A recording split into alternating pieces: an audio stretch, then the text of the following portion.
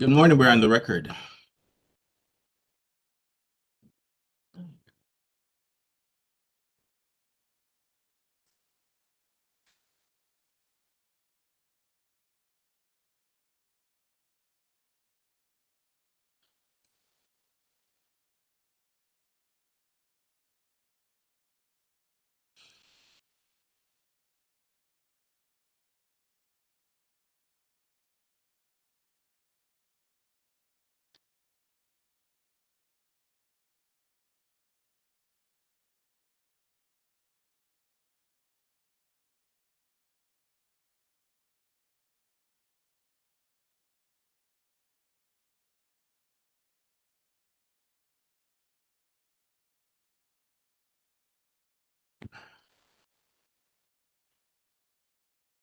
Good morning. As chairperson of the Alcoholic Beverage and Cannabis Board for the District of Columbia, and in accordance with DC Code Section 2-571 of the Open Meetings Act, OMA, I'm welcoming you to the regular scheduled meeting of the Alcoholic Beverage and Cannabis Board. This meeting is being conducted pursuant to guidance made available by the District of Columbia's Office of Open Government regarding electronic meetings held by public bodies. Electronic meetings by the ABC Board are authorized pursuant to Section 2-577A of the DC Code. Pursuant to the OMA requirements, notice of today's meeting was provided 48 hours in advance of the meeting on ABCA's website and on the District Central Meeting calendar.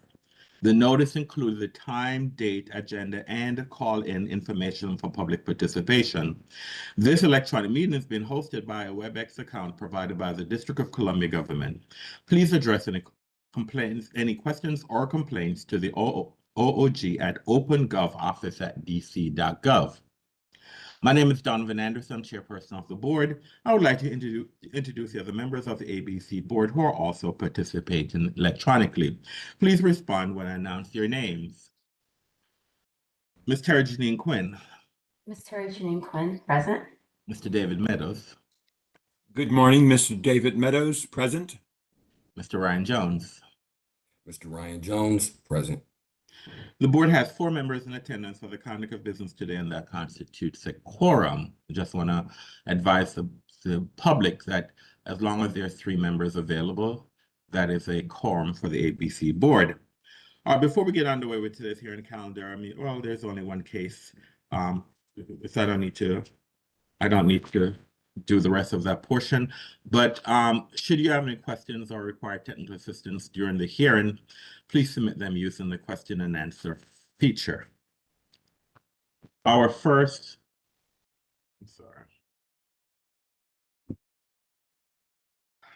order of business today, we have one case on our calendar. It's a protest hearing. It's case number 26PRO00011, Mariana d'Italia, license number 109613. Good morning, Ms. Oriana. Can you please elevate the rights of the parties in this case? Sure thing. Investigator Albert Arrington, access elevated. Andrew DeFrank, access elevated. Ann Navarro, access elevated. Cameron Mixon, access elevated. Ira Agai, access elevated. Nolan Guagenti, access elevated. Ralik Davis, access elevated. Rosemary Espinoza, access elevated. And that appears to be all, Chairman. Thank you.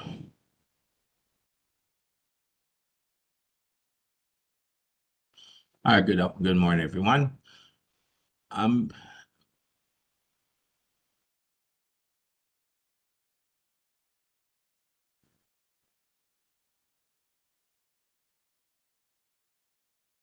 Mr. Mixon, can you hear me? I can, Mr. Chair. Good morning. Okay, good morning. All right, can you please identify yourself for the record, please, sir? Cameron Mixon, counsel for the applicant Rosemarino, CAMERONMIXON. Good morning, sir. Who's your client? Is your client here this morning, sir? My client is Rosemary Espinoza. She is on, yes. Ms. Espinoza, can you please come on camera and please identify yourself for the record by spelling and stating your name? Good morning. My name is Rosemary Espinosa. I'm the owner of Rosmarino d'Italia. Can you please spell your name for the record, please, ma'am? Rosemeriespinoza. Good morning, ma'am. Good. Mr. DeFrank, who's the representative? Is that you, Mr. DeFrank? Who's the representative for the ANC?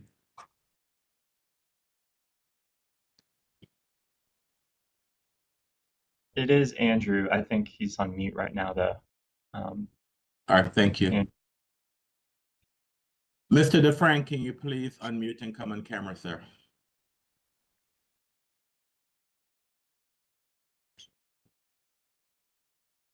Sending him a request to unmute. Thank you, sir.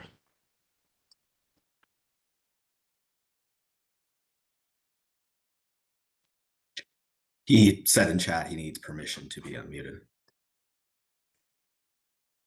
If he's joining through a web browser, that may be the permission that he's talking about. I would ask that he logs off and logs back on if that was missed.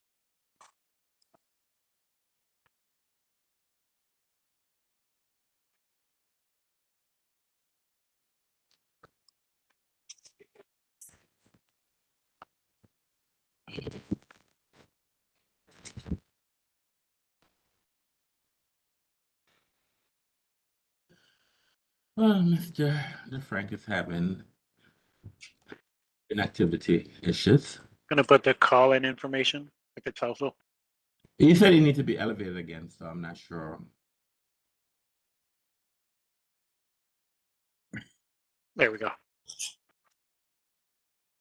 Okay, sorry about that, folks. 3 minutes ago saying that there's a service disruption in my area and I may experience a loss of internet. So that happened, and I had to join by phone. So Can you? I'm here now. Sorry about All that. right, can you please spell and state your name for the record, sir? Sorry, say and spell my name. Identify yourself for the record, please, sir. Andrew DeFrank. Please spell your name for the record, sir. ANDREWDEFRANK. All right, good morning, sir. Good morning. All right, this is an application to renew the license. And I guess I'm trying to find out from the perspective of the protestant. What is it that you're seeking from the board today? The thing that we're asking for is a denial of the renewal of the entertainment endorsement, and a modification of the license, or I guess an expansion or an additional board order to limit Rose Marino's hours of operation, sales, and entertainment to midnight on all days. Those are the asks in the pre-protest hearing document, and just looking at my notes now, that's what we've asked for. So you're saying reduction of the hours, so remove the entertainment endorsement and reduce the hours to midnight. Yes. And I've got statement stuff that I can explain the background, but yeah, that's the end of it, is basically that's the conclusion of kind of where the ANC is at after hearing all the evidence and sort of going through this process. You, Mr. Mixon, that is unacceptable to your client. That's why we have a protest here this morning. Is that where we are? But of course, Mr. Chair, applicant is seeking renewal of the license in its present state, subject only to the conditions that are already in effect. All right, fine. I was trying to find out if there's a way for us to shorten this protest hearing, but that's not possible. All right, so this is the way we're going to operate this morning. The procedures that will be followed is that the parties will have an opportunity to do an opening statement. We'll start with the licensee. Once the licensee is done its opening, the protestant will have an opportunity to do its opening. Once the protesting have done its opening, then the board will call its first witness, which is the investigator.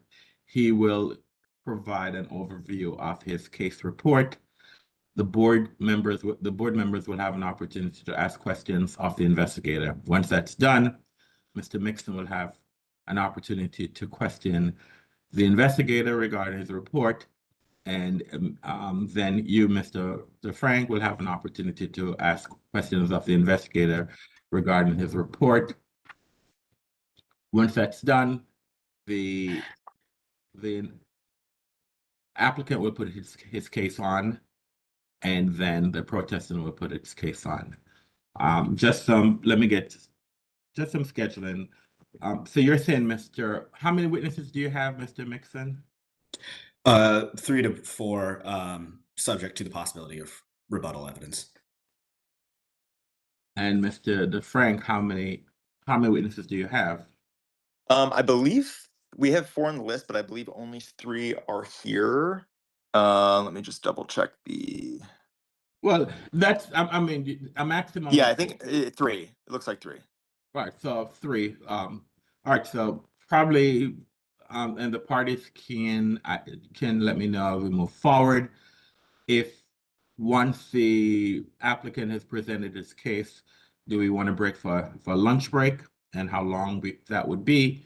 And just let me know what the preference is. I know at some point, normally what I do when we have hearings, I take a break with every 2 hours. But we'll see how this matter proceeds in the morning, and then we can determine if we're going to take we're going to take a break, but whether or not we're going to take a short lunch break or a longer lunch break. And I would definitely prefer a shorter break. Well, as I said before, we will see. I will once the applicant has presented this case, then we'll have a discussion. The board typically takes a 30-minute lunch break if this was a typical day, because as you know, we have a morning calendar and afternoon calendar, and at a minimum, the board usually takes a 30-minute lunch break. Okay. So it's a matter of whether or not we're going to take our typical 30-minute lunch break, or whether or not we're going to take a longer lunch break. So that's just what it's going to be. But we need to take a break because folks might want to move away from the screen. And all right, okay. Mr. Mixon, any preliminary matters before we start? Apologies for once again asking to do things out of regular order, but this is another scenario in which we have a single witness with somewhat limited availability. I'd ask that I be allowed to put on 1 witness prior to the investigator's testimony. Mr. DeFrank, do you have any problems with that? I mean, I think it would probably make sense to do it in order. But if he says that he has a witness that has a time limitation, why would you? I'm just asking you. Why would you? Apologies, I Chair. don't really care. I don't feel the way about it. So if you. The witness has Okay. just informed me he no longer has the time crunch, so we can go in regular order. All right, that's fine. Sounds good. All right, Mr. Nixon. All right, Mr. Mixon. All right, Mr. DeFrank, any preliminary matters you need to bring to the attention of the board before we start? Does that include the opening statement? No, we haven't gotten to the opening statement yet. It's just Okay. preliminary. Do you have Then no, there's nothing else. Right, like you know, I'd asked Mr. Mixon, and Mr. Mixon had stated that he wanted to have a witness out of order. So that's what I mean by preliminary matters. No, I think we're okay to just dive in. This is the first one of these I've done, so I appreciate the explanations of the processes, and yeah, I think going in order and all that makes sense for me. That's fine. So Mr. Mixon, do you wish to make an opening statement? And what this is what I want in the opening statement is to tell us what is it that you're going to present today, and at the end of the case, what is it that you would want the board to see? You're also going to what decision you want the board to make. You'll also have an opportunity to also make a closing statement, but an opening statement is basically provide an overview of the case and the witnesses you're going to call and what you believe. If you want to just summarize shortly what he believes the testimony will be, okay? You don't have to do that, but just that's what an opening statement is. Thank you. Go ahead, Mr. Mixon. And before I begin, Mr. Chair, can we confirm that because of the protestants' limited request to only impose conditions, that the license will be renewed irrespective of whatever conclusion happens after today? All right, so, yes, so Mr.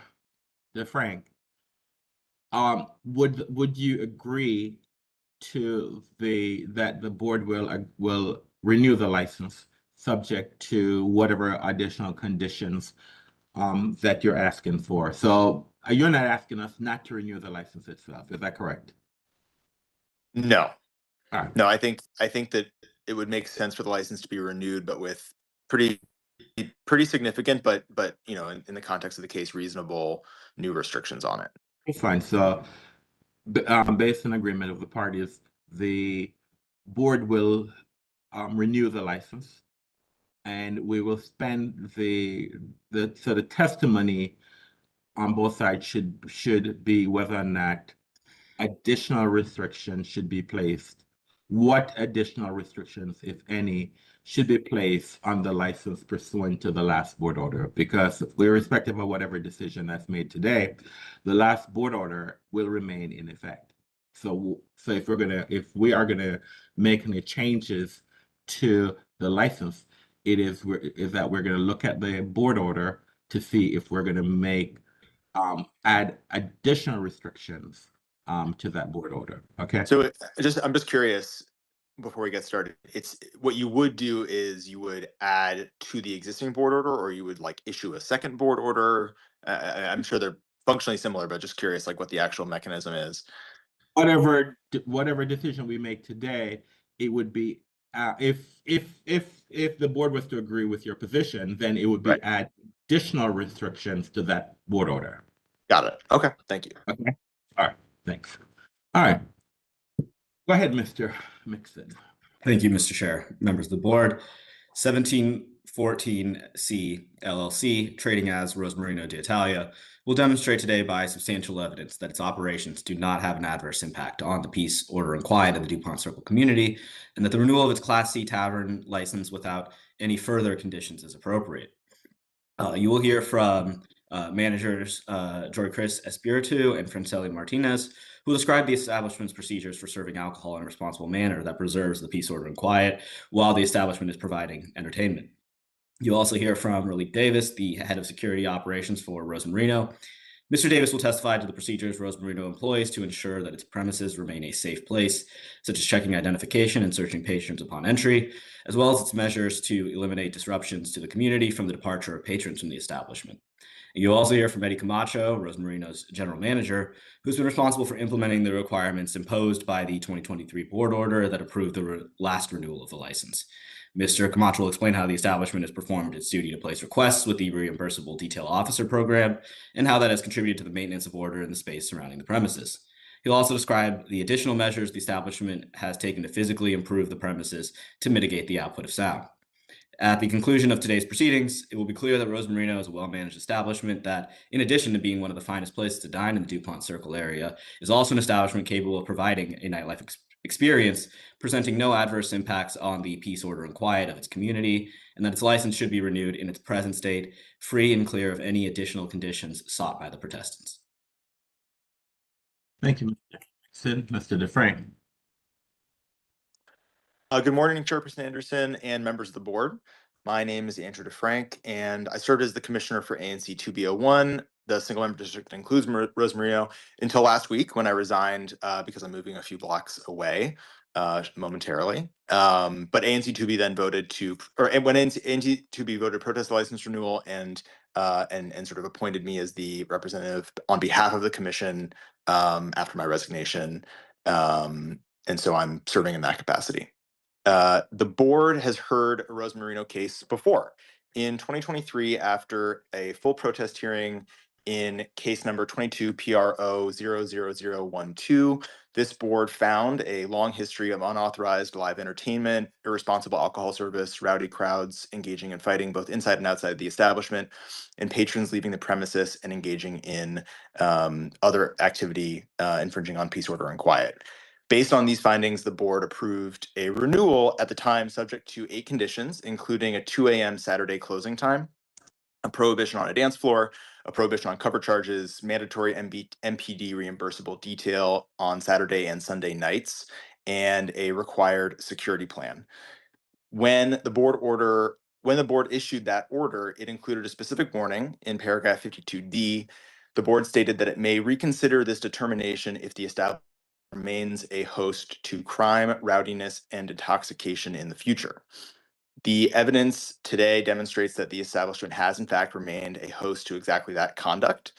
2 ABCA investigative reports dated February 15th and February 22nd, just 1 week apart from each other, substantiate that Rose Marino violated the 2023 board order by operating past 2 a.m. on Saturday nights, by creating and operating an unauthorized dance floor, by providing DJ entertainment past authorized hours, and by failing to hire the required MPD reimbursable detail. The second report further substantiates that Rose Marino was operating in excess of its 111-person certificate of occupancy with a manual count exceeding 162 patrons.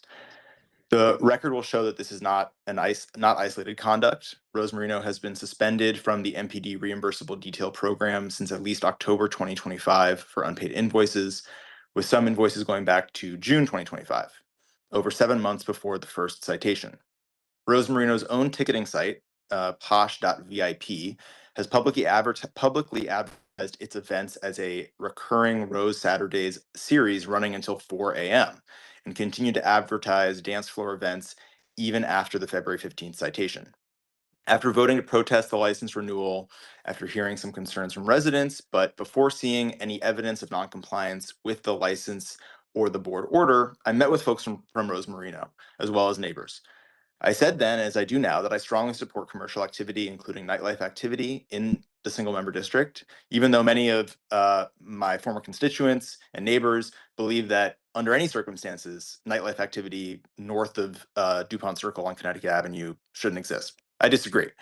But in fact, I recently actually worked with other nightlife establishments across the street from Rose Marino to expand their hours in some cases to 3 a.m. But as I said to folks from Rose Marino when we met a few months ago, I would be basing my willingness to sign a settlement agreement or go to a protest hearing. Mr. DeFrank, don't. Yes.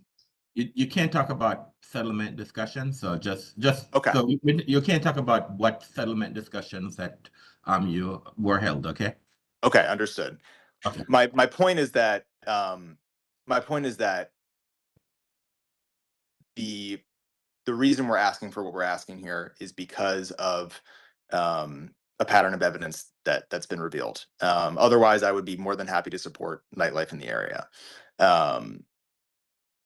It's the evidence of clear ongoing violations of the license and board order that have caused me to make the following requests of the board.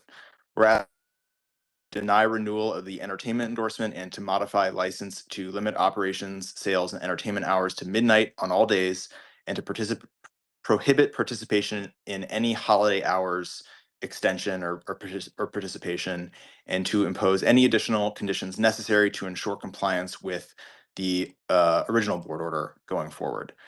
You'll hear from neighbors who have lived through the conditions that produced the original 2023 board order, and they'll tell you what they've observed since the board's warning was issued.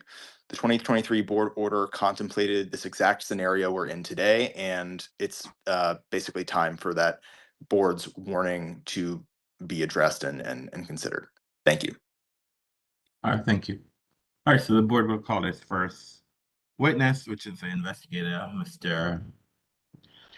Albert Arrington. So, Arrington, can you raise your right hand, please? Do you swear or affirm to tell the truth and nothing but the truth? I do. Mr. Arrington, can you please spell and state your name for the record?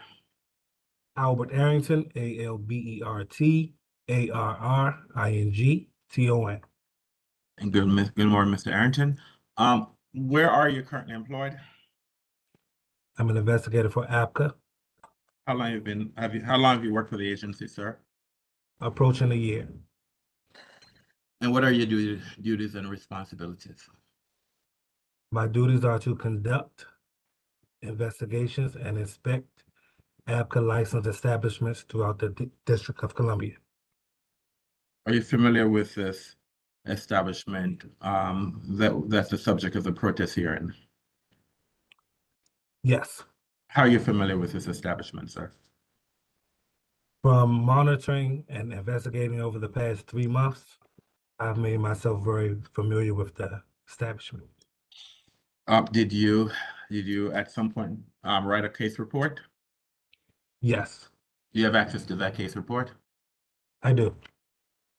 Are you able to share that case report with us online? Uh, 1 second.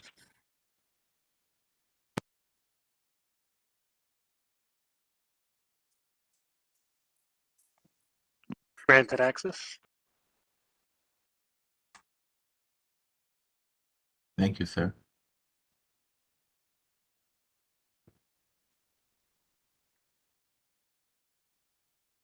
What happened to Mr. Arrington?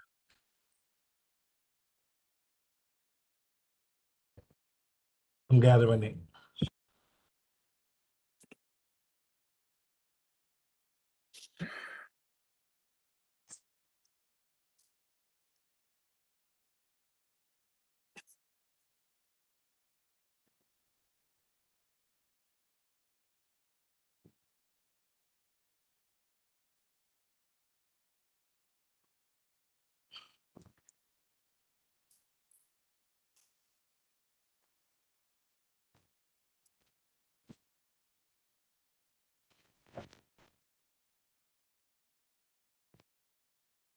He's pulling up the report right now. Thank you, sir.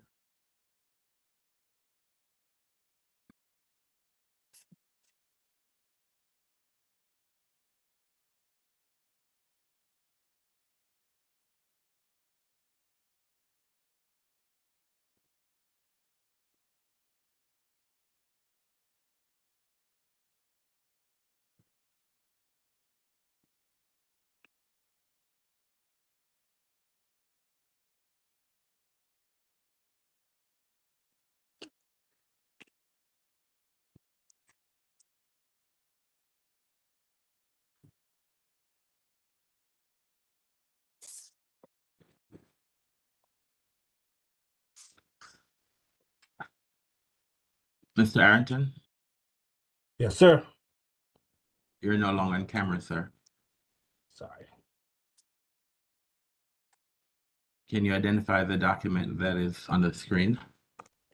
Yes, in front of me is the protest case for 1714 CLC trading as Rosmarino d'Italia. License number 109613, operating as a tavern located at 1714 Connecticut Avenue Northwest. Did you have an opportunity to speak to the licensee and the protestant, sir? Yes. And in speaking to the protestant, what information, what information, if any, were you able to gather regarding the protest issue? What I gathered was the protest was pertaining to peace, order, and quiet. I reviewed the protest petition and supporting concerns submitted by the ANC-2B. I conducted multiple monitoring visits of the establishment during various days and hours of operation. I reviewed the establishment's investigative history and document observations related to the peace, order, and quiet within the surrounding neighborhood. Additionally, I communicated with both protesters and a representative for the applicant, reviewed available information. I examined operational characteristics of the establishment and the document of the surrounding neighborhood, including nearby ABCA licensed establishments and sensitive areas within the proximity. So let me ask you a question. So tell us just how many nearby establishments are located where this establishment is? Within the 1,200 radius, there are 37 ABCA licensed establishments within the area. What are the hours of operation for this establishment? For this establishment, the hours of operation are 10 a.m. to 2 a.m. Monday through Friday, and Saturdays is 10 a.m. to 3 a.m. for entertainment.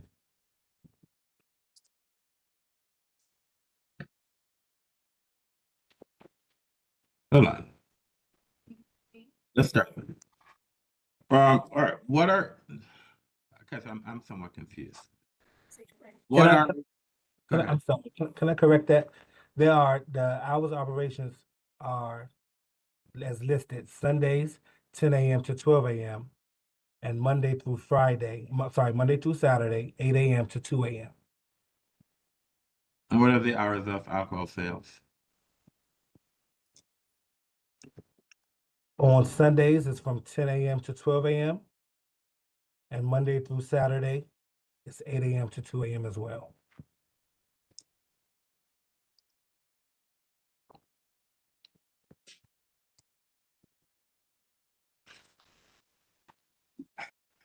Let's see.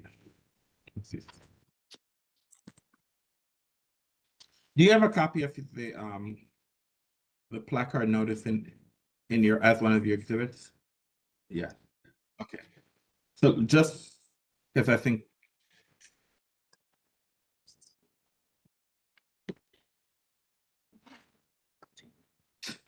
there's some inconsistencies in this. And it's not in your report, it's on the placard notice, because I don't understand how the business can operate from 8 to 2. And it says that their hours of entertainment is from 8 to 3, which does not make sense. It appears that there was information that was placarded, so I guess that was an error there. So I guess, well, let me ask you, what are the hours of entertainment for this establishment? For hours of entertainment, it's on Sundays from 10 to 12 a.m., Monday through Friday, 8 a.m. to 2 a.m., and Saturdays from 8 a.m. to 3 a.m. And the reason I'm asking, if the hours of operation is from 8, if the hours of operation on Saturdays is from 8 to 2 a.m., and and how can the hours of entertainment exceed the hours of operation? So there's an inconsistency in, at least in the notice that was placarded. I think I know about what the deal with this is. Can I explain? No, that's Okay. not there at the moment, but I'm just saying that doesn't make sense. But anyway. All right. There's a correction issued. It's just, this is the older version. All right, okay. All right. All right, Mr. Arrington. All right. Have you had an opportunity to observe this establishment? I have And when is it that you observed this establishment? um, the, throughout the protest investigation, I've monitored 6 out of the 9 times. No, that's usually Sunday through Thursday. So why didn't you tell us, go through each observation for me, please. Okay.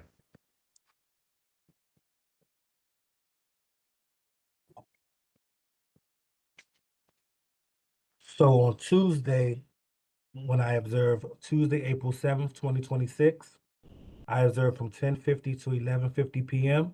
The establishment was closed, but I've noticed within the area the parking was inhibited due to construction. Didn't see any loitering or anything in the neighborhood at that time. I also revisited on Thursday, April 9th, 2026, from 10:17 to 11:20 p.m. The establishment was also closed again. Sunday from 7:13 to 8:16 p.m. That's April the 12th, 2026. The establishment was also closed. On Monday from 7:47 to 10 p.m. April the 13th, 2026, I also visited the establishment. They were closing early around 10 p.m. On Tuesday, So when I happened, you're saying they were closing or were they closed? Which one? they were practically, I was there when they were opening and was closing. I left after they closed. So, all right, so what, all right, so because, all right. So what did you, okay, so you observed from on the 13th from, well, all right, I'm confused. So what day was the establishment actually open and operating while you observed? Which was Monday, April the 13th, 2026. And that's when I arrived at 7:47 and I left the establishment at 10 p.m. So what is it that you observed between 7:47 and 10 p.m.? Because I don't see any. So what is it that you observed during that period of time? I observed patrons drinking and eating. It wasn't overcrowded. Also, they closed properly, and the crowd was a minimum crowd of probably 15 or less. So what about the other times you observed? Was the establishment open? One of the times the establishment was open. That was on April the 23rd, 2026, 9:25 p.m. to 12 a.m. On Yes. that particular day, I observed more of a crowd. I observed patrons eating, dancing, music playing, no obsessed noise,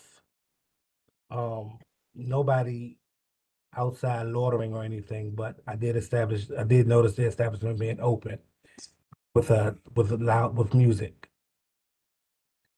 So what time so you said you observed from you said on the 23rd you observed from 9:25 to 12 a.m. Is that correct? 12 a.m., yes. And so what time did the establishment close on that Thursday, the 26th? I don't know. All I right. left before the closing time. But let me ask you a question. You had stated, all right, so I think you mentioned some dates that you said they were closing.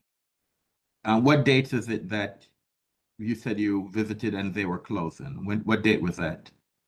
April the 13th. That was the one time I visited while they were open and they were in the process of closing.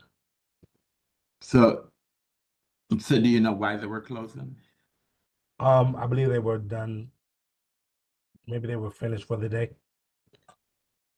No particular reason. All right. So you is this business open every day? Yes, it's open every day except Sundays, I believe, but they are on their license petition as it open on Sundays. So you said when you went there April 7th, they were closed between 10:50 and 11:50. Why do you know why they were closed that day? I believe they may have closed early. No other reason why, but as opposed they closed. Now you went you went to observe April 19th between 2:35 and 2:50. What happened during that observation? That wasn't my monitoring session. That was another ABCA investigators. Do you have access to know what it is that investigator observed that day? I do. 1 second.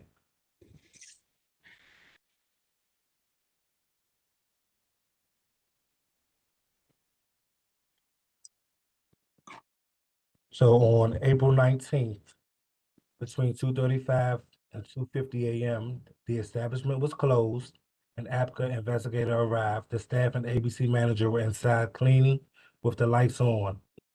Light vehicle and pedestrian traffic was observed. No violations were found.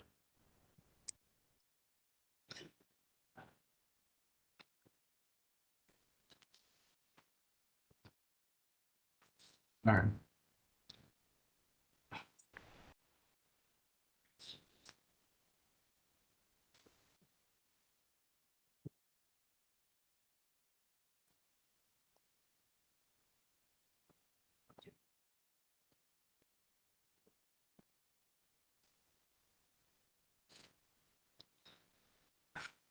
I mean, I what can you tell me about this establishment? What information regarding this establishment that either yourself or another ABCA investigator was able to, what conclusions, if any, were you able to gather during your observation or ABCA's investigation of this establishment?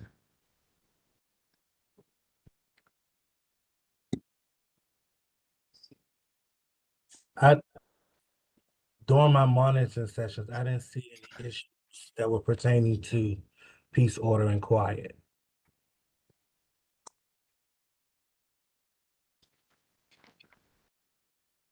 All right.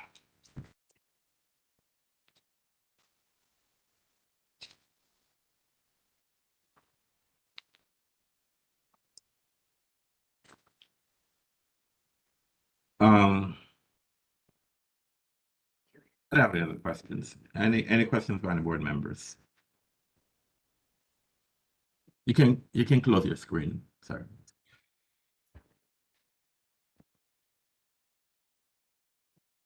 Any board members have any questions? Mr. Mixon, do you have any questions of the investigator? Yes, a few. Thank you, Mr. Chair. Investigator Arrington, thank you for being here today. Absolutely. Investigator Arrington, is it true that in your report you recorded that you and other investigators who observed the premises observed no violations in your visits? Yes. Is it true that you recorded no peace, order, and quiet issues in those visits? Yes. Is it true that in your April 17th, 2026 visit, you observed the establishment remained generally quiet? Yes, that was done by another investigator, but they did report no.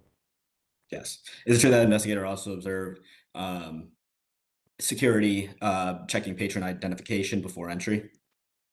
Yes. Thank you. Is it true that Rosemarino has sustained no APCA violations since its last renewal? Yes. Thank you. Are you aware of any establishments within the same general block, walking distance, that operate after midnight or provide entertainment after those hours? I don't know. Thank you, Investigator Arrington. No further questions. Mr. DeFrank, any questions? Sure. Is it true that, investigator, that your monitoring period occurred entirely in April? Yes. And is it true that only one of those times was after 2 a.m.? Yes. Um,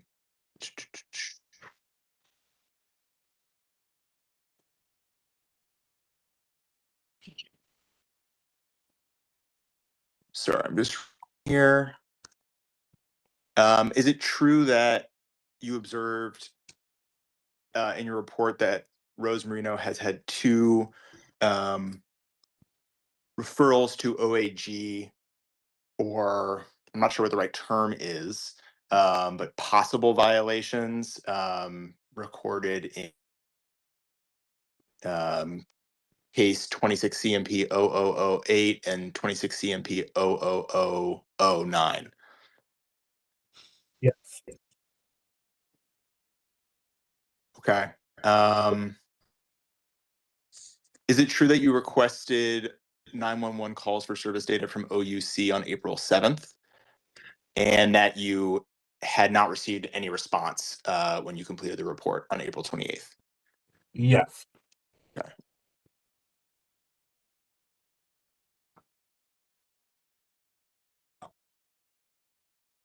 Okay, I think those are all my questions. Thank you. Mr. Arrington, thank you for your testimony today. Have a Thank great.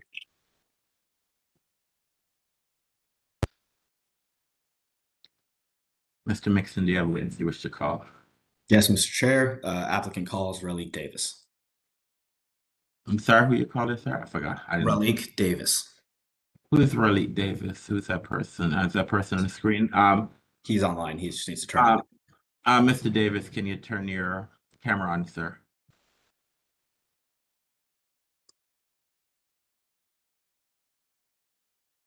Mr. Davis, can you turn your camera on? All right. Mr. Davis, can you raise your hand? Right? Can you please raise your right hand? Do you swear or affirm to tell the truth and nothing but the truth? Yes. Your witness, sir. Thank you, Mr. Chair. Mr. Davis, thank you for being here. Yeah. Can you please start by telling us what is your connection to Rosa Marino? Head of security as of June 2025 last year. Okay. And can you tell us some of your professional background? What kind of experience do you have in security? I've been doing security, working for other people maybe for like 8 years now as of 2026. Had my own security company for a little over a year now. Rose Marino is one of my contracts. Okay.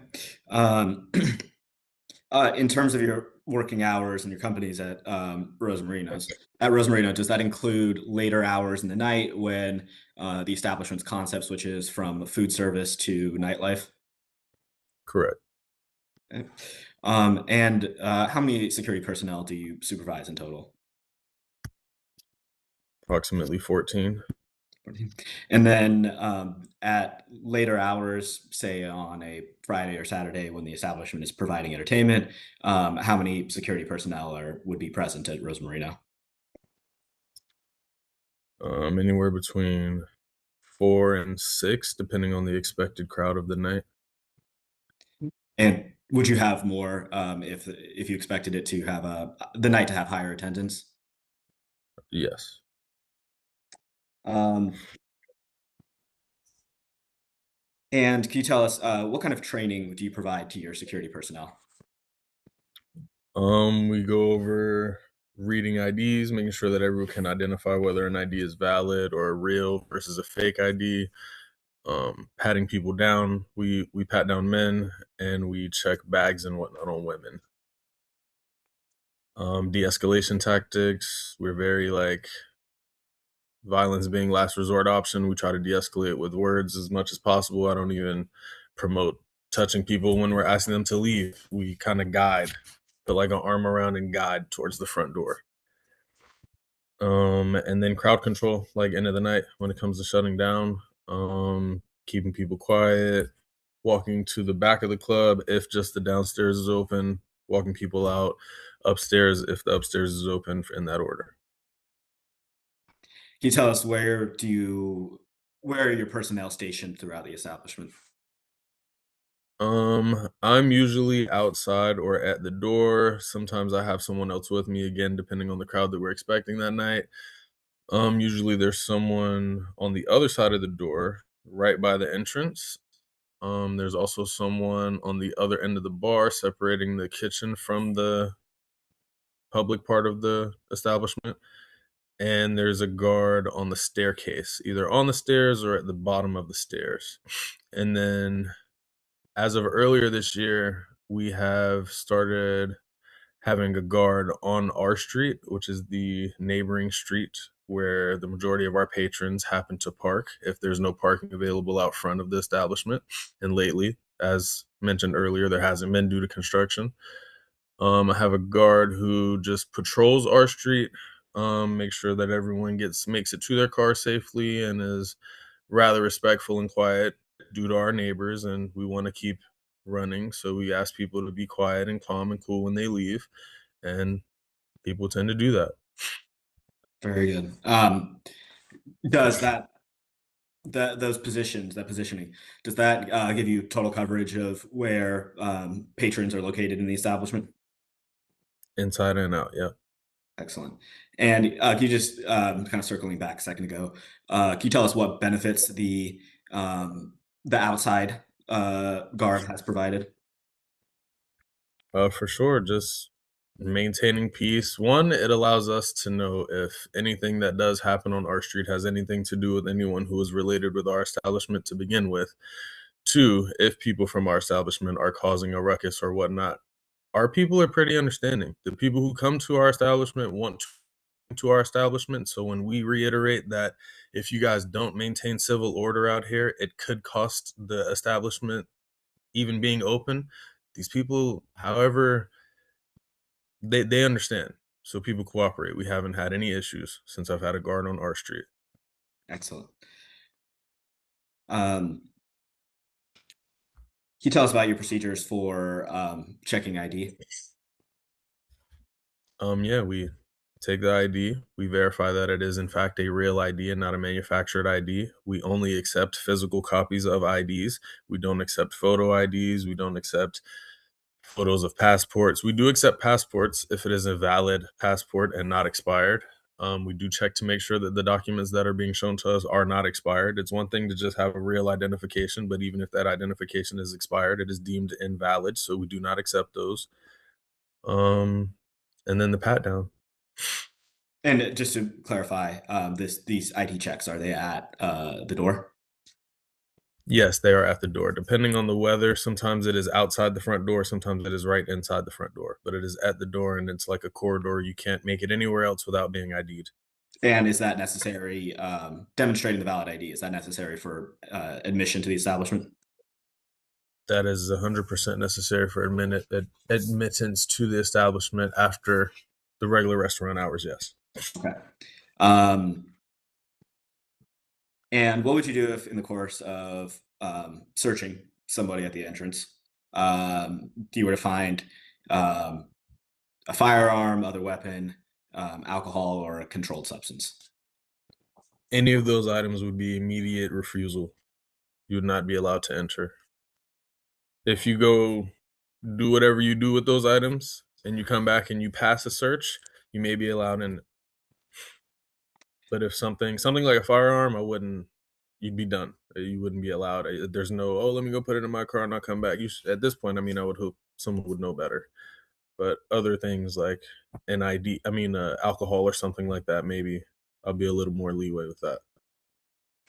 Is the establishment equipped with security cameras? It is. Inside and out. Okay. Can you tell us a little bit more about the kind of conflict resolution procedures you spoke to? How would your personnel respond to an instance of violent patron conduct or an emergency situation? As I mentioned briefly earlier, one, all of my guards are required to have a flashlight on them at all times. It's pretty noisy. You're not going to hear somebody yelling or calling your name from across the bar in case you need help. I have established a policy where no guard is allowed to take or remove anyone from the club by themselves. You have to at least have someone else with you to also prevent it from becoming a bigger issue. So if there is an issue and one guard notices it, the procedure is to flash at another guard, get another hand over there for you, make sure that that spot is also covered or whatever the case. And then at least two people try to usher this person out. We don't forcibly remove anyone unless they have already become violent or if they're being extremely difficult in the removal process. There's no grabbing and pushing and shoving. There's a calm arm about waist level ushering you towards the entrance of the establishment. Once you make it outside, there is no re-entry, and haven't really had any issues there. Understood. And what procedures do you implement to respond to instances of patron intoxication? If someone is absolutely deemed too intoxicated, whether they're excessively stumbling or straight up leaning over, even seeing sleep or whatever the case, they will be asked to leave. So far, anytime that has happened, someone has had, someone accompanying them. So we usher them outside as well. There's a staircase to the side, there's a stoop, there's multiple places for someone to sit with their back rested up against something. We provide them with water, and with me being outside or right at the door, I maintain a visual on whoever that person is until their ride, who their friends have somehow like called an Uber or is straight up taking them home. Thank you. In your time working for the establishment, have there been any situations that have risen to the level of needing to call MPD? No. Can you tell us about your procedures for preparing the establishment to close? About 1:40 would be last call. About 1:50, the lights would be on. Once the lights kick on, people usually get the idea. You know what I mean? The music's dying down, the lights have cut on. It's time to find another place or go home. So people start ushering out on their own.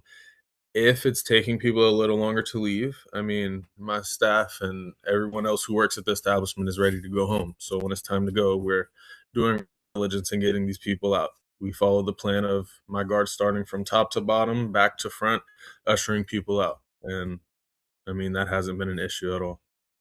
Okay.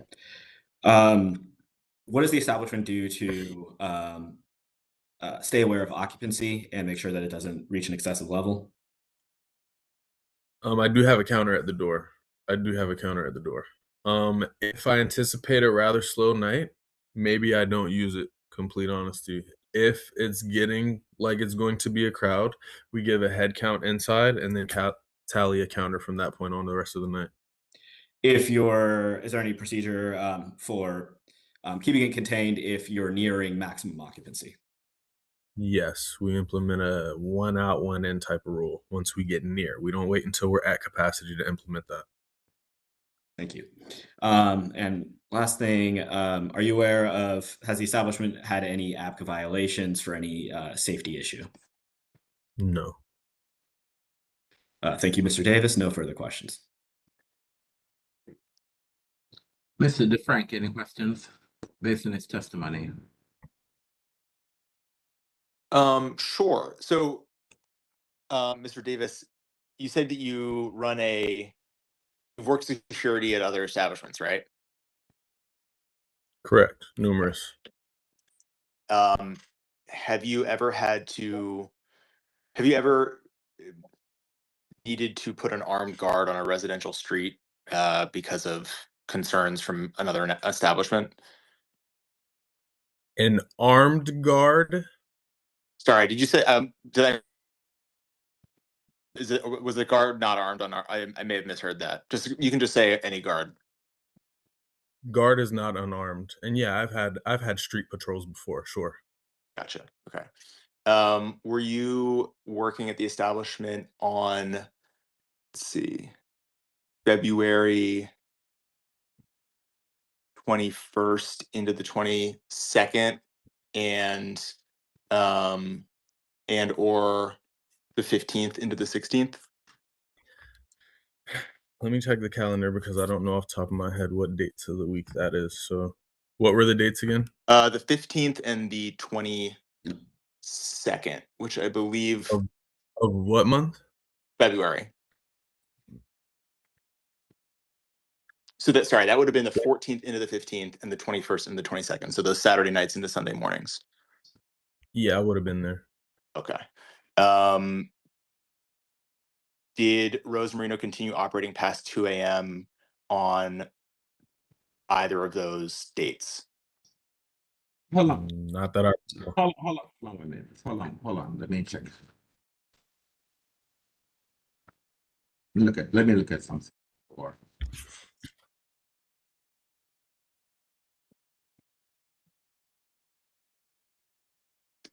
Mr. Chair, I have an objection when you're done.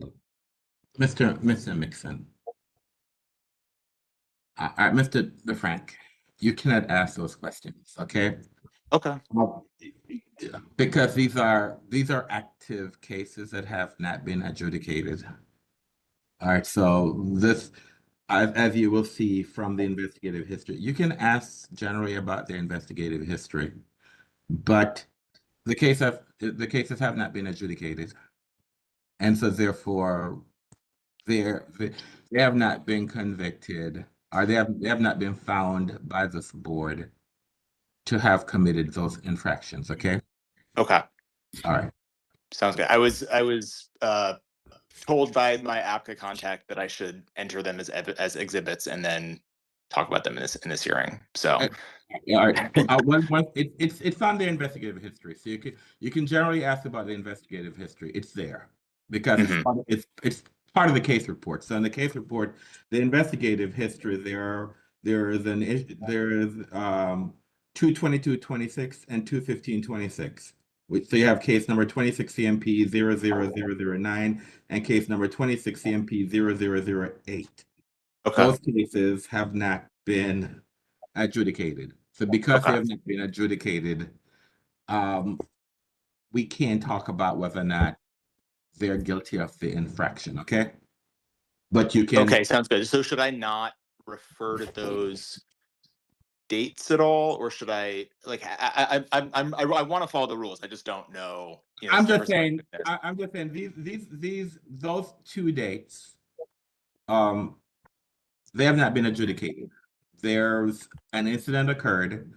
They have an opportunity they have an opportunity. They have not been adjudicated. So because they have not been adjudicated as yet, you cannot draw any conclusion to say that they were operating. I think the case says that they were operating outside of approved hours on those two.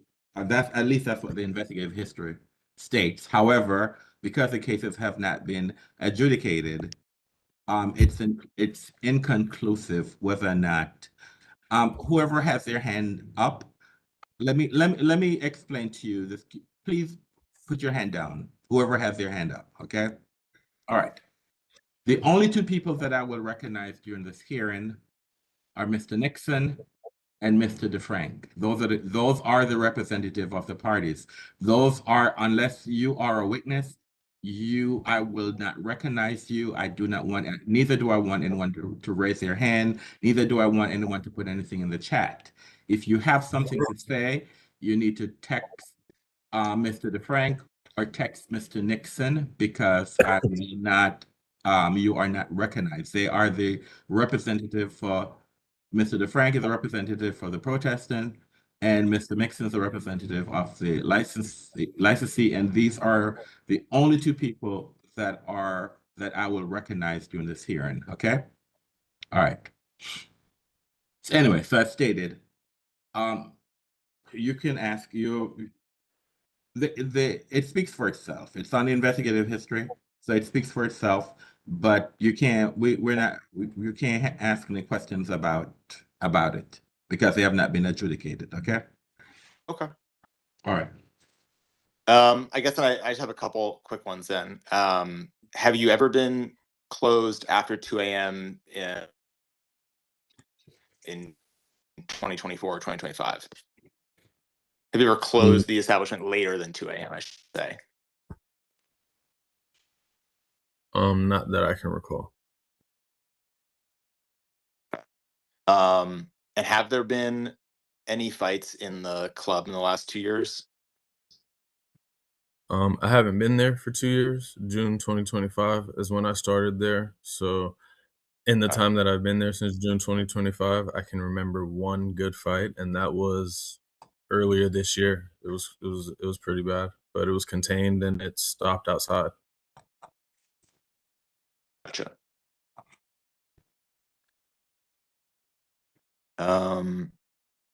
Have you ever had to turn people away or ask people to leave over capacity? Never turn people away or ask people to leave in that situation. As discussed earlier, our procedure is a 1 out, 1 in type of deal. So yeah, we're not in the business of turning away business. No. Okay. Are you familiar with the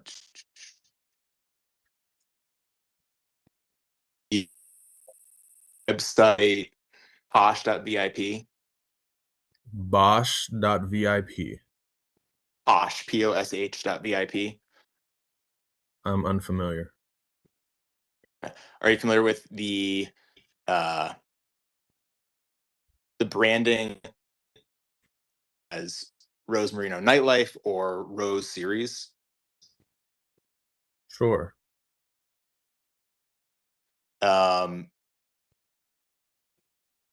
Sounds good. I think those are my questions. Any questions by any board members?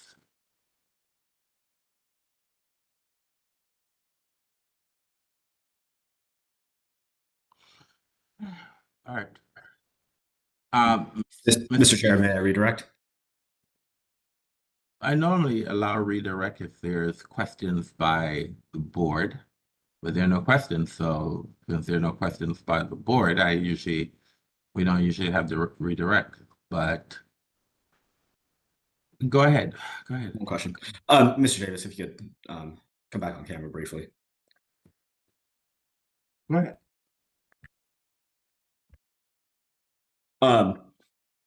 Just now when you were asked about turning people away for overcapacity, you were referring to before the establishment hits its maximum capacity. Correct. While implementing the was it 1 in, 2 out? 1 out, 1 in.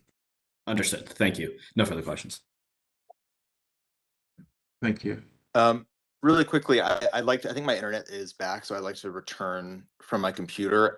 Can I leave? I think I've joined as a participant from my computer, but I'm a host on my phone. Can you elevate the me on my computer?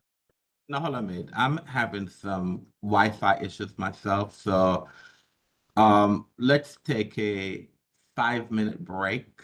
Okay, let's take a 5-minute break, okay? So do whatever you need to do. The IT person is supposed to help you is here with me. So if you have Okay. some issues, just wait for a couple of minutes, okay? All right, hold on. Okay, yeah, just So we're off the record. We're off the record for 5 minutes. Okay.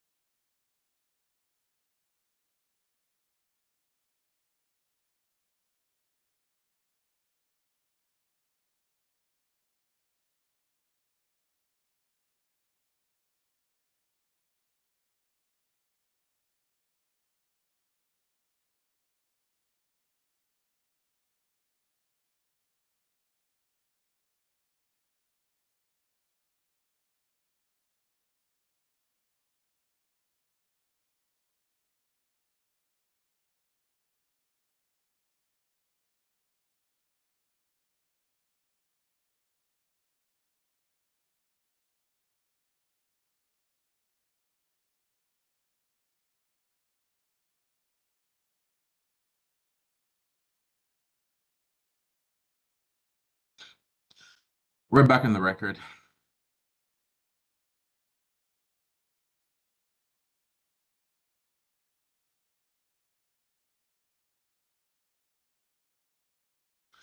Mr. DeFrank, are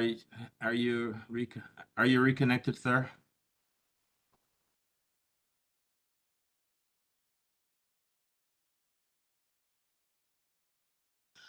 Mr. DeFrank, You should be, Chairman. thank you.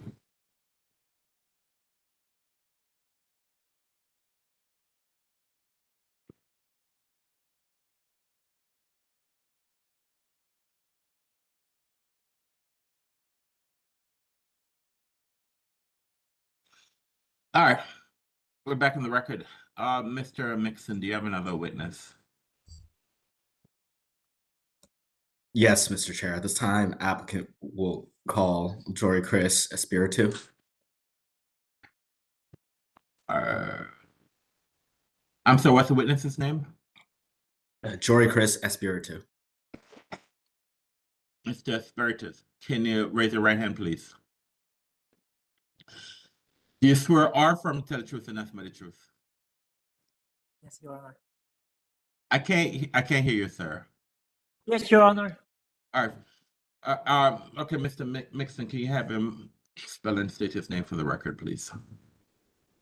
Yes, Mr. Espiritu, will you say your name again and please spell it as well? My name is Jory Chris, Joricris. Last name is Espiritu, Espiritu.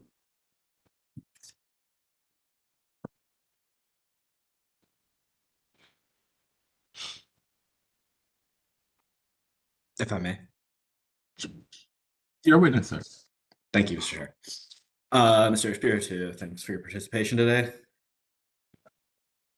Can you tell us what is your connection to the establishment? I work with Rosmarino d'Italia. And what is your position there? I'm a manager of Rosmarino d'Italia. Okay. How long have you been in this role? I work with Rosmarino d'Italia for 15 years. And how long specifically with the DC location? DC location, I work in here for 6 years. Was that since the opening? Since the opening of the Rosmarino d'Italia in DuPont Circle, I work on here. Thank you. Can you tell us about your background? What other experience do you have in managing establishments or otherwise working at them? I work with the restaurant industry for 15 years. For Rosmarino, I work in the restaurant industry for 2 years on La Strada, Alexandria. I work in 1 year restaurant industry in Florida. Quite experienced. Thank you. Are you certified as an ABC manager? Yes, I am. Thank you. And can you just give us a basic overview? What are some of your job duties and responsibilities? As a manager, I have all the duty to do that one in the restaurant, nightlife as well. I have to manage everybody. I have to make sure everything's clearly, and I have to make sure all the people that I manage, they need to do their job.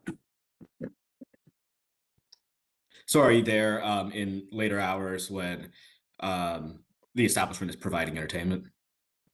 I always the person that has to get out in the establishment. Okay, wow. Hey, words intelligence. And about how many Rosmarino personnel do you supervise? Can you pardon the question again? What personality? Personnel staff. About how many do you Personal staff. So I supervise? got a 6 security, 3 to 4 bartender, 2 bar back. That's what I manage. Okay. So kind of everyone. The whole staff of the Rosmarino, I manage it. Okay. So your responsibilities include training them? Yes, I am. And can you tell us a little bit about what kind of procedures or work do you train them to do? For the security, make sure before they go in, they get the ID. Make sure they're legal age to go inside the restaurant. For the the bartender, make sure they're not over pouring any liquor, so they're not gonna get extra of the alcohol consuming. For the bar back, make sure everything is clean, everything is neat, like they can do their job, like cleaning up, so no one can split on the floor when it's wet. So that's basically I'm trying to train them. Okay. Can you tell us about what procedures you use to make sure that patrons do not become intoxicated? Yes. Can you tell us a little bit about what is it that you would do or you would train people to do to prevent intoxication? Make sure they when it's come to the bartender, make sure they're not over pouring any liquor, so they're not gonna get intoxicated. Do you deny additional beverages if somebody is already intoxicated?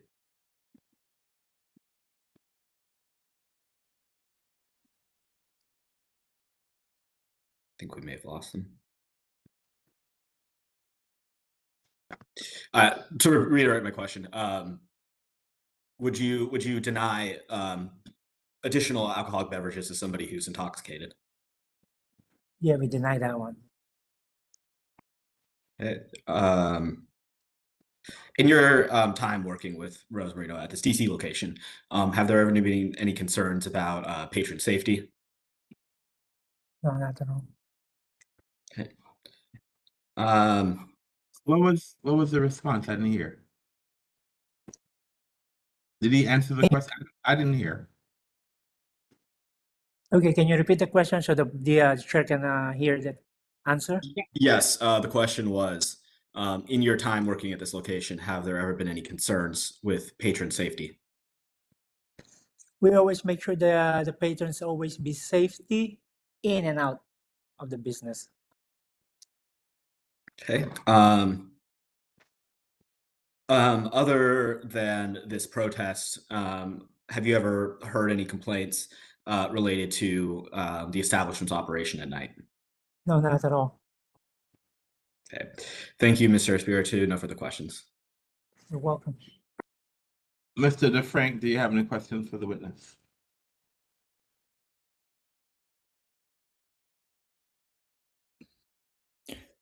Can I ask a question to clarify before I ask? What clarification are you asking, sir? So I'd like to ask questions about like hours of operation and things like that. Can I introduce exhibits in the context of that? Like, Yeah, can we bring screen? Yeah. You can if it's one of the documents that's in the PIP, then you Right. can ask to share your screen. I will so all right, so Mr. Oriana, I'll give it please allow Mr. DeFrank to share his screen. And so you can, if you have a document in your exhibit, you can ask him about it. But Right. when you Access granted. also, yeah, but also just want to when you're asked questions, it should be questions based on the direct. So I'm hoping that whatever document you're asking, it's based on some initial testimony he's given. Okay, so go ahead, sir. Okay. And I'm sorry, I didn't catch your name. But could you please answer whether you said, is it correct that you said that Rose Marino has never been open after its licensed hours? Is that what you said? That's objection. That's beyond the scope of the testimony.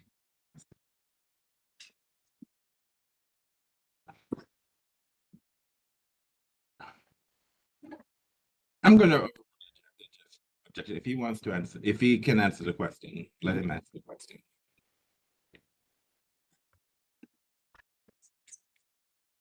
Okay. I guess I'll ask the question again. I guess I'll phrase it this way. This year, has Rose Marino been open past its licensed hours, which is 2 a.m. on Saturday nights, on weekends other than the extended holiday hour weekends? We never extend any hours on operating. Okay. Are you familiar with the ticketing website posh.vip or Rose Marino's nightlife branding Rose series or Rose Marino Nightlife? I'll be honest with you, I'm not a computer company, so that I don't know about that one at all. Not even .com at all. I only have my Yahoo. That's all I have. I can answer you right now. Okay.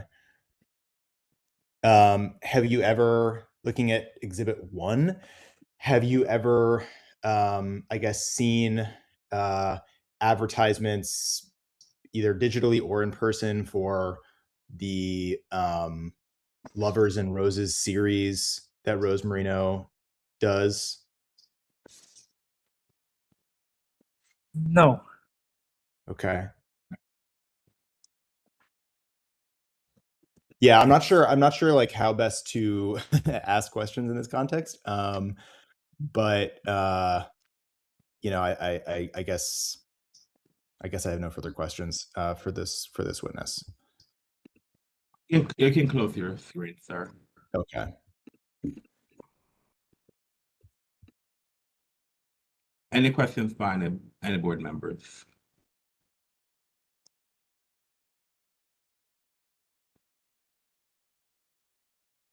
Mr. Esperita, thank you for your testimony, sir. Have a great day. Thank you so much. I appreciate time. Do you have another witness, Mr. Mixon? Yes, Mr. Chair. Applicant now calls Eddie Camacho.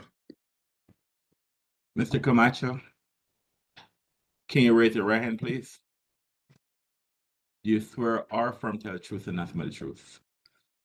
Yes. Your witness, sir.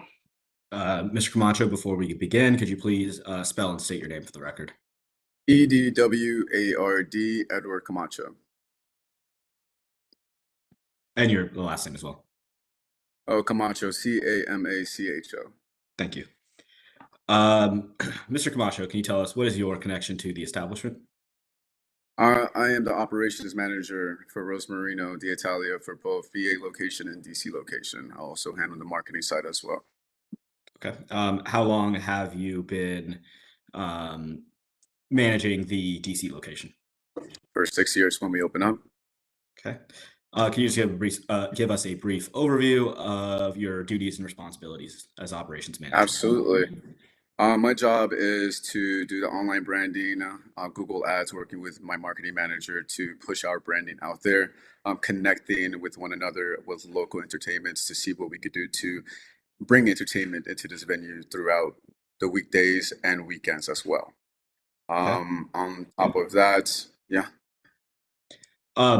And how important would you say the entertainment component of Rose Marino's operations are to the business? Oh, very important. I think I love the enlightenment. I love the fact that the entertainment brings more guests a little bit more closer to part of the restaurant concept as well. I feel like it is beneficial for us to utilize the entertainment endorsement. And is it, would you consider it a necessary part of the business? Absolutely, yes. Thank you. Do you recall the board order imposed after the 2023 renewal hearing? Yes, a little bit of it. It's been a while. Well, at the time you had access to it, you reviewed it, correct? Yeah, yes. Okay. Just wanted to ask a few questions about that and the requirements therein. I may. Following receipt of the board order, did you file a security plan with ABCA? Yes. Okay. Did you install a security camera system in the establishment? Yes. Did you instruct or train employees, contractors, or agents to not pour alcohol into patrons' mouths and serve alcohol only in original containers or containers provided by the establishment? Yes. And as part of implementing the requirements under that order, Did you prohibit any promoters or third parties from collecting admissions fees or money from patrons at the premises? Correct. Did you prevent or did you instruct or prohibit promoters from checking identification or searching patrons That is the security's job who are your own that I employees? hired through, yeah, correct. My contractors, which is Raleigh Davis. Correct. Okay, thank you. Did you prohibit promoters, third parties from distributing wristbands or stamping patrons? Correct. And did you prohibit promoters or third parties from providing alcoholic beverages to customers? Correct.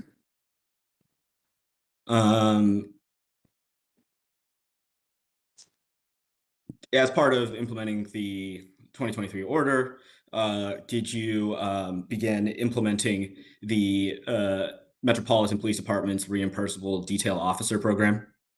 Absolutely. And for what nights? For the weekends, the nights that we were basically told to do so. Okay.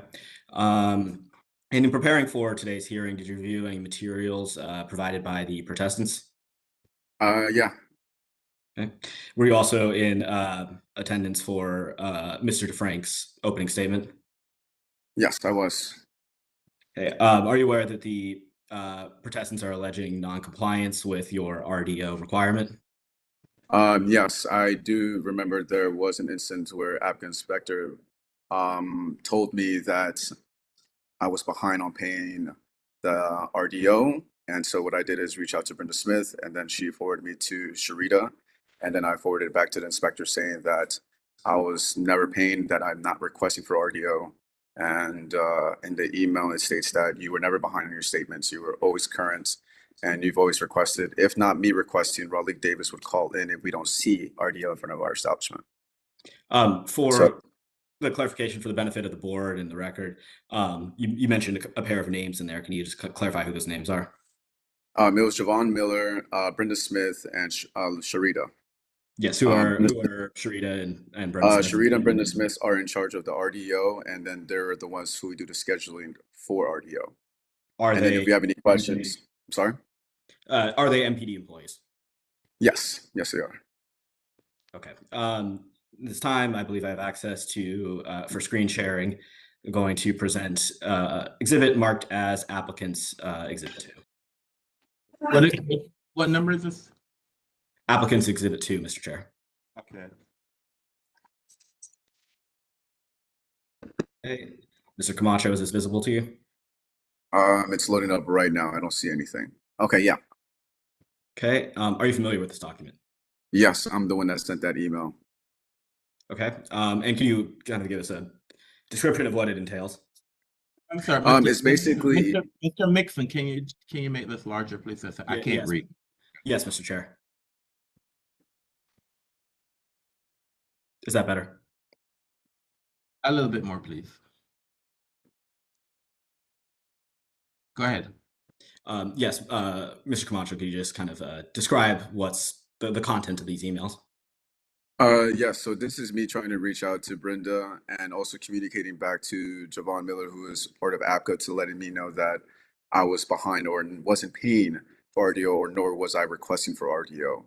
And so in that moment, I reached out to Brenda Smith and Sharita to let them know, say, I think there's an error here because I'm being told that I'm not requesting nor am I paying current with my statements for RDO. And so I sent an email out. I also attached a statement showcasing that I've never been behind on my payments. I think our first goal is to making sure we have safety in front of our establishment at all times too. So I had to forward this to Javon Miller because he requested a copy as well. Okay, I'm going to scroll down to the next page. And my Adobe may be obstructing this. So now can you just tell us what is being communicated on this second page? So in that email, Brenda Smith is basically approving and also letting you, or not just you, but Javon Miller know and myself that I'm in good standing. Okay. Good standing with the RDO program? With the RDO program, yeah. Okay. She hasn't indicated anything of me being ever behind or never paying my statements.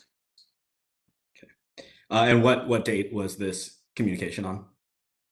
It's March 12th, 2026. I sent that email immediately right after when I was told about the situation. So I was just shocked and surprised when I heard that. So immediately I contacted Brenda Smith. Has there been any change in your good standing with the RDO program since March 12th? Nope, we're still in good standing. Okay, thank you, Mr. Camacho. Mr. Chair, foundation having been laid, applicant moves for the admission of applicant's exhibit 2. Mr. DeFrank, do you have any objection to moving this document to evidence? Well, I guess I'm just confused if I can't bring up the 2 ABCA investigations that found that there are possible violations of RDO provisions, but they can bring up evidence. I'm just confused about what that means for talking about. Well, all right. He talked about in this. He testifies about regarding this email. On cross-examination, you can ask him questions, but you can ask him questions, but it cannot be based on the investigative report. So you can ask him questions about RDO. So you can ask him questions about RDO, but you can't ask him specifically about what's in the investigative report. It should not be, if you're going, when it's time to cross-examine him, you can ask him about the testimony here, but you shouldn't ask him about facts that's in those 2 outstanding investigative reports. You can ask him general questions about RDO, sir. But you can't say to him, isn't it true on January 1st, or the case report stated that he didn't have RDO or he was in, you can question him about this email, okay? Okay. All right. So I'm gonna move this document evidence. You can cross-examine him about his testimony, okay, sir? But what I'm saying to you is that you cannot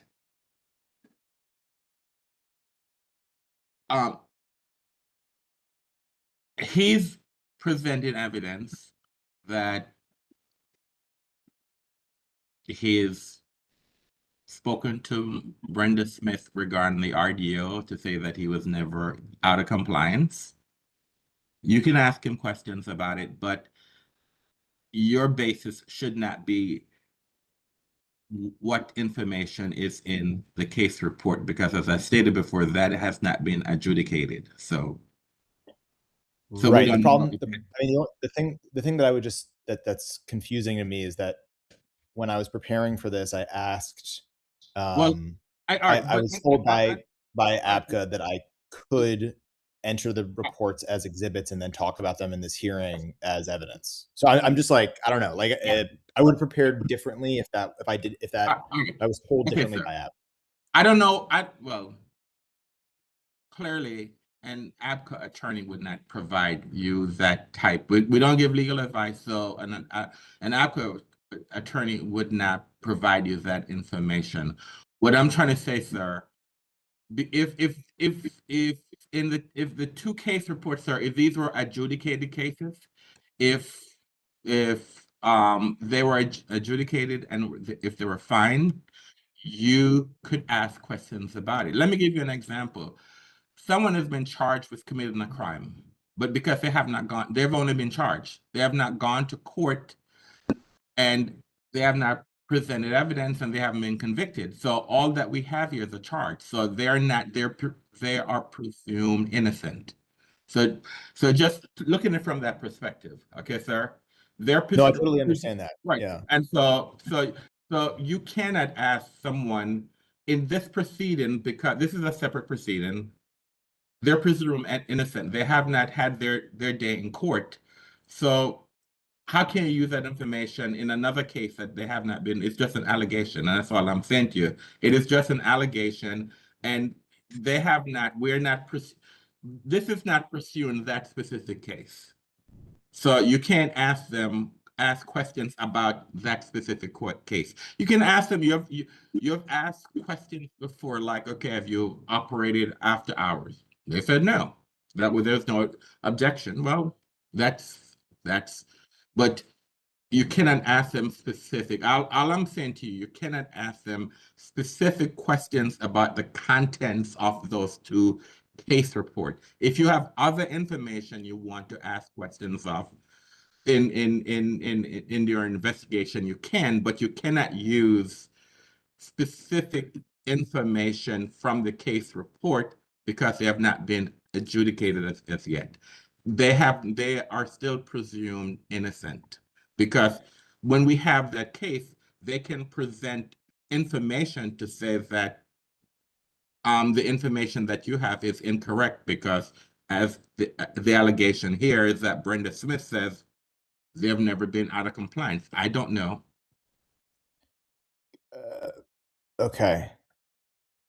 So Can I you're ask Can I ask questions like? all right, well, We'll get there. Yeah, fine. when We'll we get get there. there, you Yeah, ask whatever questions you want to ask, sir. If Mr. Mixon, um, it's up to him as an attorney to either object, I'll make a determination, or if I believe that this is a question that because it goes to a case that we need to adjudicate, then I will interject myself. But it's up to you ask whatever questions that you want to ask. And if Mr. Mixon has a problem with it, he'll object. Okay. Okay. So, all right. So I'm going to move Exhibit 2 in evidence. Okay. All right. Thank you, Mr. Chair. I'm going to cease sharing my screen. Go ahead. Board's indulgence while I return to the questions.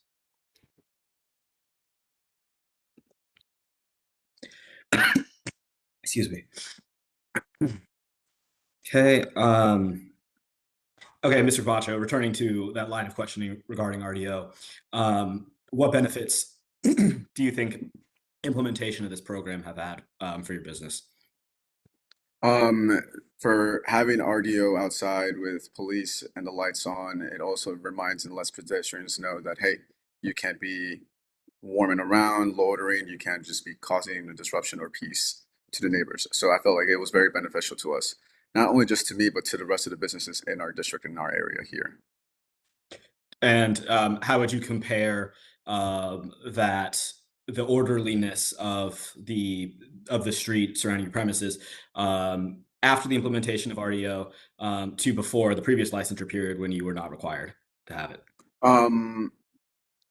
It was during that period of time, I was told by numerous different applicant inspectors that we are not allowed to leave the establishment or have any details to be outside of the establishment. We are only responsible what's inside or in front of our door. So feeling that we were very limited to see what was going outside during that period of time, specifically the neighbors on our streets, I would definitely hear either complaints or issues about what's going on their side of the street, which is out of my control. So having RDO was super beneficial for us because that was also not only my eyes and ears, but I worked along with Raleigh Davis to implement and bring security details because of the construction was going on outside in front of our street where the whole street is completely blocked off for any parkings. So we are imposing that just to give that reassurance to let people know, like, hey, we still have to be mindful and peaceful of this neighborhood environment as well.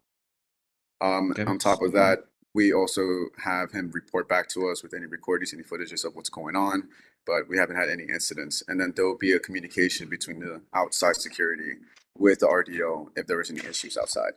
But even with having RDO, they would also request no issues as well. Like they would. So yeah, let me just expand on that a little bit. Since the implementation of the RDO program, and also, I guess, the addition of your own private security operating outside, have you had any ABCA violations related to any safety issues? No. I do tend to get RDO to always say it's very peaceful, it's very quiet here. I don't know why we're stationed here, but we do always tend to let them know, like, hey, we are required by it. But two, I do love that intentions and the idea of you being here. I think it gives us the reassurance, but it gives the neighborhood a reassurance if anything were to happen. So wonderful. Okay, let's shift gears a little bit. Um, and can you tell us a little bit about like what's the layout of the establishment's seating and tabling during nightlife operations? We keep most of our tables that are by the booths or by the section against the walls. We do remove the tables in the center, which will disturb pedestrians to walk over because they're low seating. They're mostly for restaurants, but we replace them with high top tables. We did have an instance where an inspector told us you are not allowed to have a dance floor, but if we have the tables there, then it wouldn't be counted as a dance floor because we still need to give pedestrians the opportunity to place their drinks on the tables if they need to be walking around. But that's mostly it. We give people the enlightenment to enjoy grabbing a drink, enjoy socializing with one another, and then listening to entertainment with some local DJs in the DMV area. So,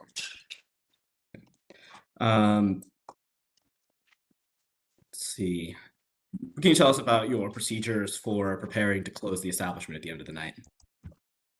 are you referring to like restaurant transition, or are you referring like during nightlife? Complete close of business. Complete close of business. So right at the closing of businesses, we have the security details, bar backs, and also Judy Crisis to one of our managers. He is the oversight to making sure because a lot of the restaurant furnitures are very expensive. None of it is cheap because we do want to operate a very successful restaurant because that's our main goal and priority. So we want to bring out the furnitures and lay them out perfectly the way it was. So that way by Monday, because we are closed on Sundays, we give the rest of the staff a day off on Sunday. By Monday, the opening staff comes into a restaurant layout. It has to be set perfectly, no damages to the tables or chairs, and making sure that we could operate successfully without any issues. And can you tell us about making sure that the sale of alcohol ends and that patrons exit the establishment? Yeah, so we do last call. We try to make sure that we are also, Judy Crease is making sure he communicates with the bartenders and security details to say, hey, who is from the time of closing, we need to start gathering from the back and pushing people to the front. We also let the entertainment know that way we need to lower the volume down incrementally by the time of closing. So that way we are giving it that signal that we are closing and we turn on the lights in the establishments up to 100%. So that way people get the alert of like, all right, we're at that closing period of time. And you mentioned last call about how far from the actual close of business do you announce that last call? We do 15 minutes. Okay. Shifting down. Okay. In this last licensure period, have you had any ABCA violations related to noise? No. Okay. Even though you've not had any noise problems, have you implemented any measures since your last renewal to further mitigate any noise output from the establishment? Absolutely. I do feel that I'm going to follow up with an exhibit if you just. Oh yeah, absolutely. Go ahead. Okay. At this time, Mr. Chair, I'm going to also provide applicant's exhibit 1 for his review. Okay.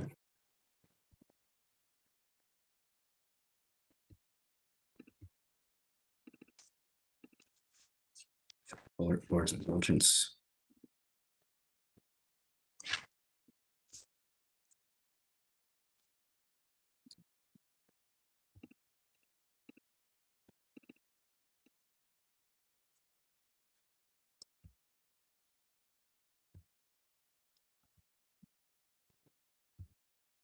Okay, going to share screen.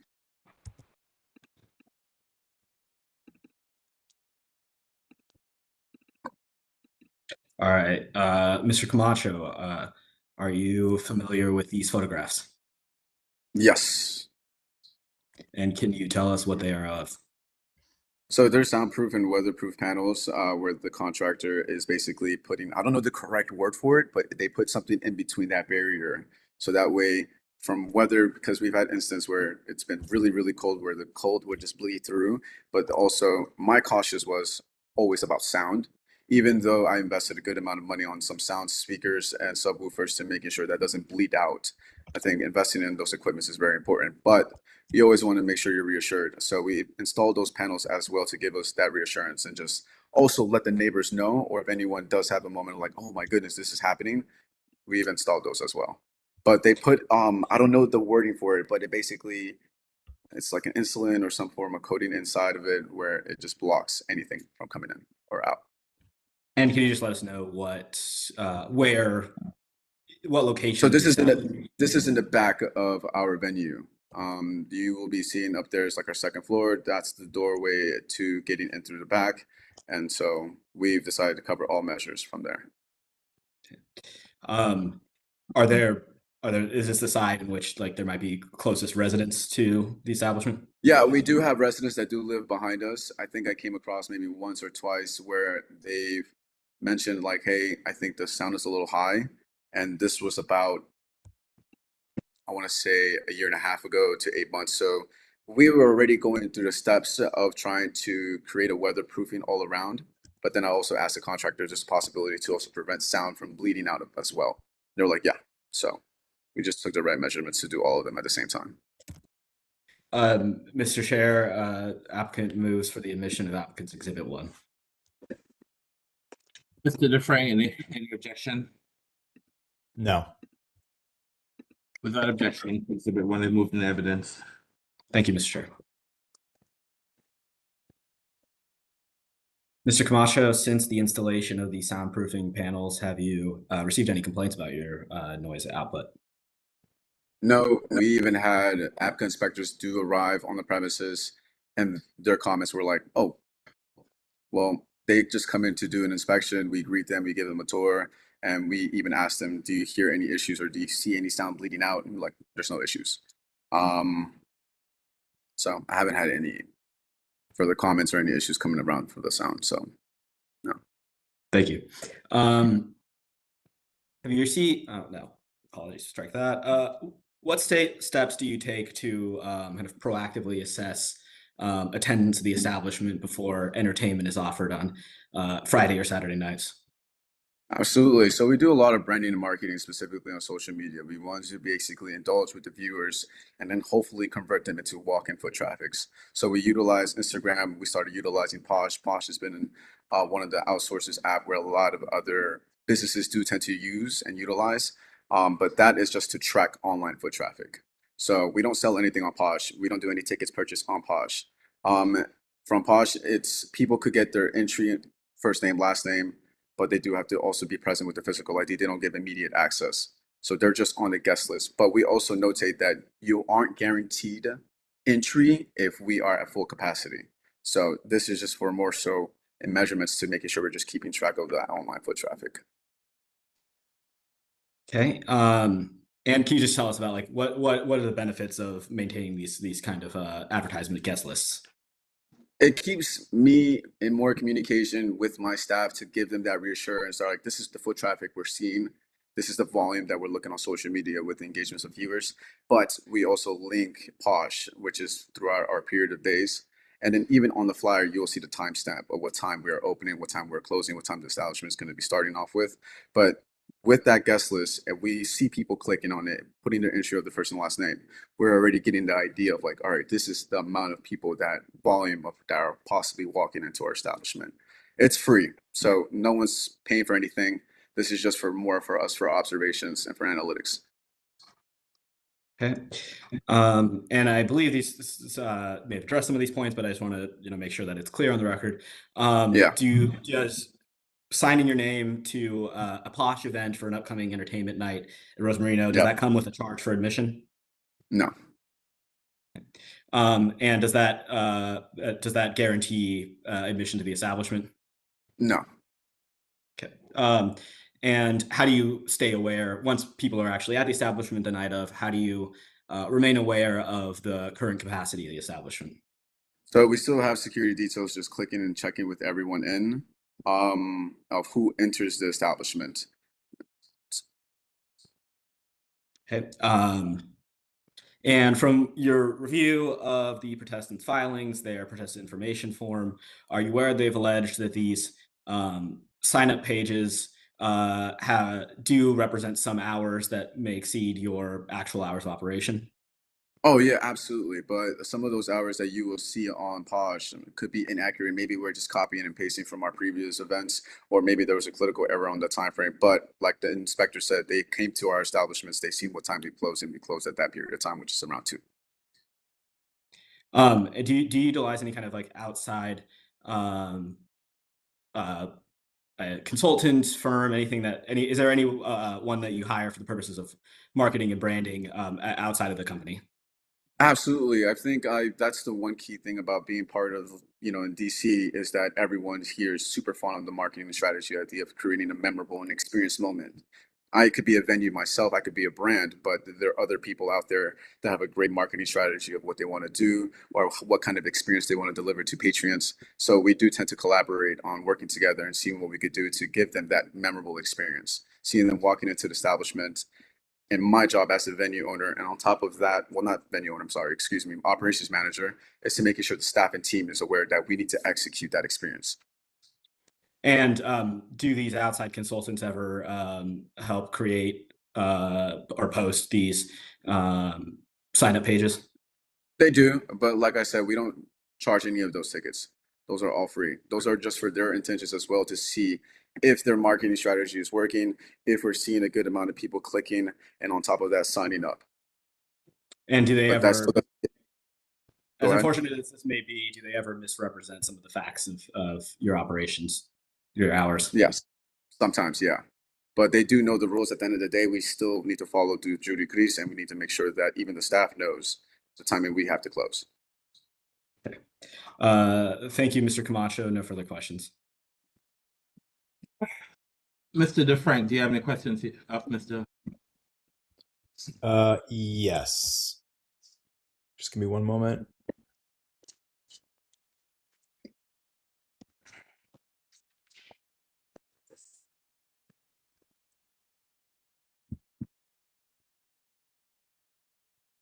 Okay. Okay.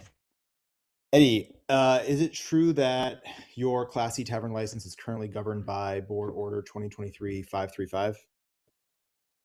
Yes. And is it true that this order requires you to close by 2 a.m. on Saturdays in all cases? Correct, yeah.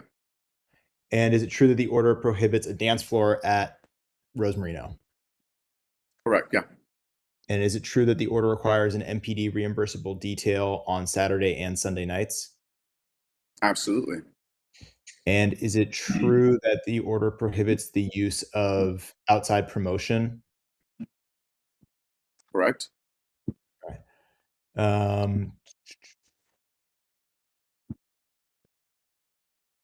But I think there were some limitations on the promotion, if I'm not mistaken, correct? There's no question, Mr. Oh, sorry. Is it true that the promotional material that you have either created or directed the creation of promotional material associated with Rose Marino that has advertised operating hours past 2 a.m., for example, 3 a.m. or 4 a.m.? As I mentioned to Cameron, some of those advertisement hours may or exceed those timestamps, but we've still had to follow and close by that time frame, which is our operation hour. Mr. Anderson, do I have to enter the exhibit showing this into the record or anything, or is it already part of it because I submitted it beforehand? No, the only documents that are part of the record are documents that as you saw what Mr. Mixon did, he have the witness identify the document and then you ask to move it in evidence. So if you have a document, you need to have him. So all right, so ask him to identify this document. You can ask him about it and go ahead. Yes. Can you identify this document? Correct. You're not showing the entire thing. Sir, I need you to identify the document. Just answer the question you're asked, sir. Yes. He asked you a simple question. Just answer the question, sir. Do not anticipate what he's going to ask you. Okay? Answer the question, sir. Can you zoom in? I can't see. Okay. Yeah. Okay. And do you observe that this says that Rose Marino will be open until 4 a.m. on the evening of Friday, February 6th into the morning of Saturday, February 7th? I do see that. And are you aware, to your understanding, was this a evening that was eligible for extended holiday hours until 4 a.m.? Well, we closed at 2. I believe it was 1:30.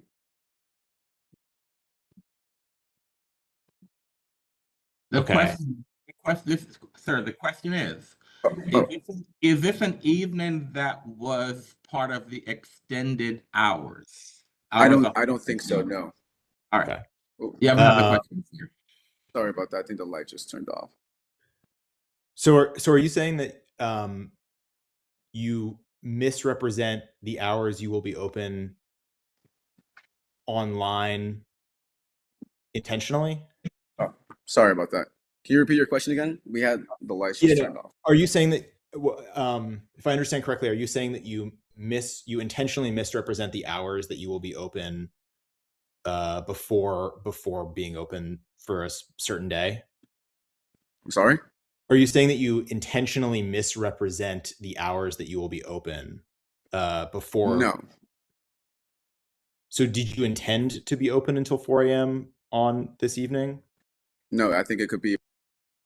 So why do you know why this advertisement says that you will be open until 4 a.m. on a day when it would be not allowed?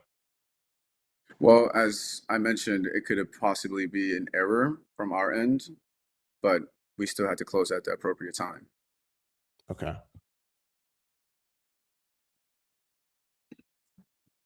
And then I guess, Mr. Donovan, do I have to motion to enter this into the record? Yes, sir. Do you want to move? What exhibit is this? This is Exhibit 1. So this is protest. So you want to move exhibit 1 in evidence. So, Mr. Mixon, do you have any objection? Without objection, Mr. Chair. Without objection, protest on exhibit number 1 is moved into evidence.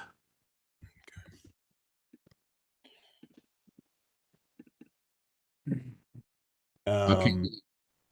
This is Exhibit 2. Eddie, can you see this exhibit clearly? Yeah, it's a little blurred out, but yeah. Okay. And do you see that the timestamp here says 2:16 a.m. on the morning of Sunday, February 8th, after the evening of Saturday, February 7th? Yeah, I can see that.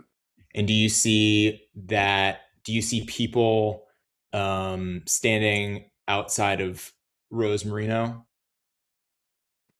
I see 3 gentlemen. Yeah. Okay. Do you typically still have people hanging, like, I guess how quickly after you cease operations do you sort of close up shop? In terms Well, of I'm not in control if the pedestrians or anyone stay in front of the venue. But from the image, I just see 3 people. do you see the ropes and things like that for the business here? I do. Okay. Do you typically remove those when you're closed for the evening? Well, the staff removed them. They have a list of their due diligence of what they have to do. So I don't know if they go with that first or last. I'm not sure. Okay. And do you know if that usually happens well,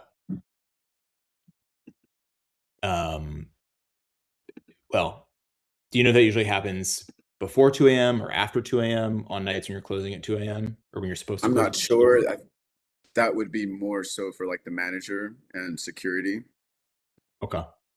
I move to enter Exhibit 2 into the record. Mr. Mixon. Objection on relevance. Well, yeah, we acknowledge that it is a photograph of the space in front of the premises. It's not clear that that speaks to any relevant protest issue. That is just people standing there. There's nothing really communicated by it. Over the objection, I'm gonna admit exhibit 2. That's exhibit 2, right? Yes. I'm gonna admit exhibit 2. Okay. And now I'm going to show Exhibit 4. Eddie, do you see here this advertisement for Rose Saturdays on posh.vip, which you previously identified as a site that you use for promotion of Rose Marino's business? Yeah. Okay. And you see that the advertisement is for Rose Marino to be open until 3 a.m. Correct. I do see that. Yeah. And similar to Exhibit 1, are you saying that Rose Marino did not stay open until 3 a.m. on this evening, even though you advertised that you would be? I'm sorry. Can you repeat that again? Did you are you saying that I guess I'm asking, I'll just ask, why would this advertisement say you're open till 3 a.m. if you weren't open until 3, if you didn't end up staying open until 3 a.m. that night? Well, I don't see, anything wrong. Maybe there was a technical error on our side. Maybe we just misplaced the 3, but I think also, I believe that day was a daylight savings. I believe that day, once it turned 2 a.m., it turned 3, if I'm not mistaken. Gotcha. Related to both Exhibit 1 and Exhibit 4, is the business able to change its online advertisements after initially publishing them when needed? Well, if you see the online publishing, but at our end, we still have to follow the rules and operations, and we still have to close at that period of time. So that was my question, though. Oh, I'm sorry, I didn't hear you. My question was, can the business change its online advertisements when needed after initially publishing them? I don't handle the posh through that publishing. That's through our marketing manager, but I could definitely, moving forward, relay that message and change that. Okay.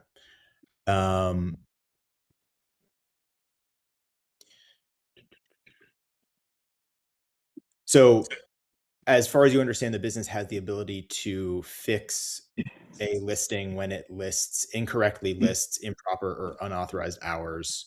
Yeah, it's a question. I'm sorry? If a ad lists an improper or unauthorized closing hour, the business has the ability to fix that, to your understanding? We could definitely, yes, we could fix that. Yes. Why did you not fix it in these cases? Well, I don't see it affecting any one of us in our end. At the end of the day, we still have to close at our period of time. Okay.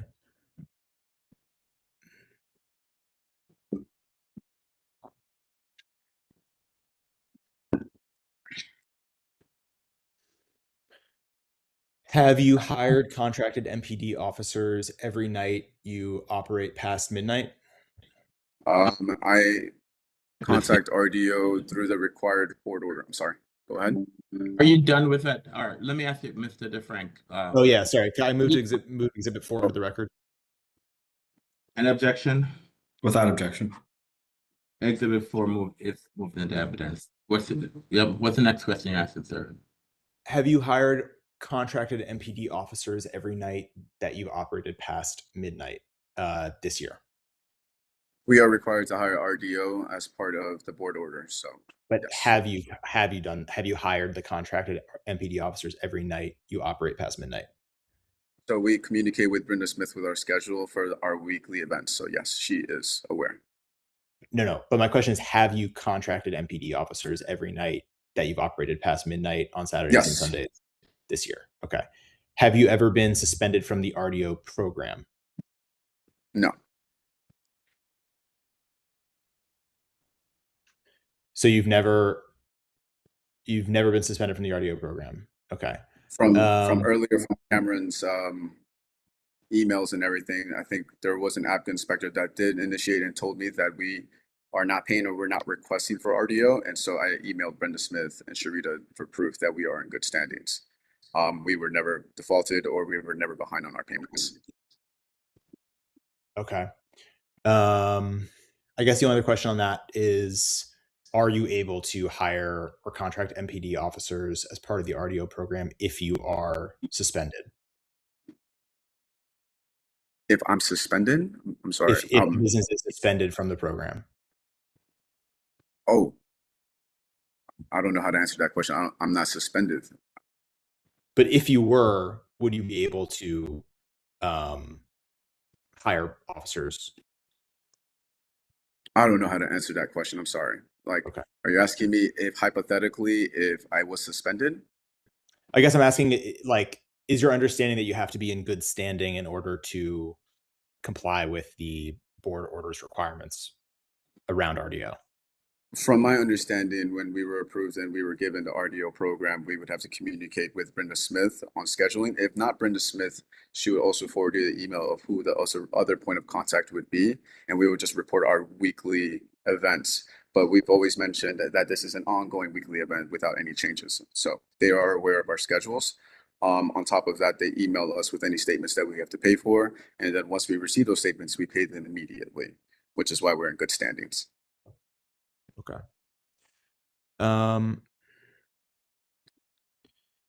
Have you ever stayed open past 2 a.m. This year? This year, following some of the extension holidays, yes. Have you ever stayed open past 2 a.m. on a Saturday night into a Sunday morning?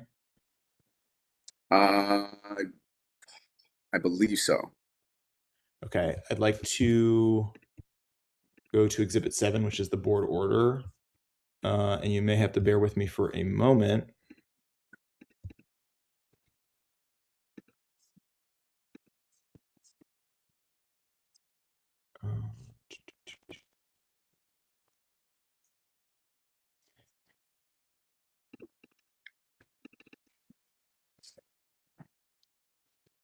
So do you see here in the board order where Can it you says under, please? yes, under provision 5 that the hours of these that the board order limits the Saturday hours of the establishment until 2 a.m. Correct, I see that. And are you aware now that this requirement supersedes the extended holiday hours program? Meaning that even if it's an extended holiday hours weekend and you apply for that weekend, the business is still not allowed to operate past 2 a.m. All right, we're not gonna go there. I mean, there's no requirement in the extended hours are separate and apart. And I think one of the things that you have asked for now in your order is for us not to grant extended hours. That's not in the order. So But there is no prohibition in this order to say that they cannot apply for extended hours. And I think you recognize that, and that's one of the reasons why in what you're asking the board to do. So your question is inconsistent with what you're asking the board to do, because what you're asking the board to do now is to not grant them the extended hour. So therefore, you have recognized the fact that based on this board order, they can apply for extended hours. So no. Well, they're allowed to. They're. My point is that they're able to apply for extended hours and act on those hours on Friday nights and Sunday nights, and I think Thursday nights as well, but not on Saturday nights because the board order. But you're talking about extended hours, sir. So, and there's nothing in this order that I'm not going to allow that question, because there's nothing in this order that talks about extended hours. Okay, so if you want to ask him a question about him operating past his hours, I mean, that's separate from you're asking him about extended hours, because this order does not talk. He can operate past. Okay. There's no prohibit. I'm not aware of the prohibition in this order to say that he cannot request extended hours. Okay. So let me ask this. In my closing statement, can I say that it's my understanding, based on my conversations with ABCA officials, that the board order supersedes an extended holiday hours designation? Because that's my understanding. That's my understanding, is that they're not under any circumstance, they're not allowed to be open on Saturday nights into Sunday mornings past 2 a.m., even if they have applied for extended holiday hours for that weekend. I don't know. I think that's like a pretty relevant. I think it's a pretty relevant. No, but I'm saying that I can't. I'm not trying to be. I'm not trying to be difficult. I'm trying to understand. I don't know the answer currently. You can make whatever arguments you can. You can make whatever arguments you can, but you can make whatever arguments you can. And when the board makes its decision, we'll take that in consideration. But I'm just saying, if we're not, there's this board order did not talk about extended hours. So because But the it board talks about being open on Saturdays past 2 a.m. ask whatever question you want to ask, sir. Go ahead. Okay. Are you aware now that have you been made aware from ABCA that the board order limits your Saturday hours of operation until 2 a.m. at the latest, even on a weekend where you've applied for and received an extended holiday hours designation for other nights of that weekend? I remember that I was told by different ABCA inspectors, different basis. I wasn't completely fully aware of that because during that period of time, I think there was an error with my license where the entertainment was showing till 3, and then I think there was a conversation where you or someone reached out to ABCA to give me a call or to inform me on the board order or the extensions. So I'm not entirely sure. So I was given mixed informations, but yes, I was told partial of that. You were okay. Okay. So you, to sort of go back a little bit, you have stayed open past 2 a.m. on Saturday nights into Sunday mornings this year on weekends that are extended holiday hours weekends. For some events, yes, if I could recall. But yes. you have since been made aware by someone at ABCA that was in violation of the board order. I was recently I want to say about a month and a half, 2 months ago, if I could remember the exact date, where they reached out to me. But like so a I month said, and a they half, told 2 months ago, that would have been about March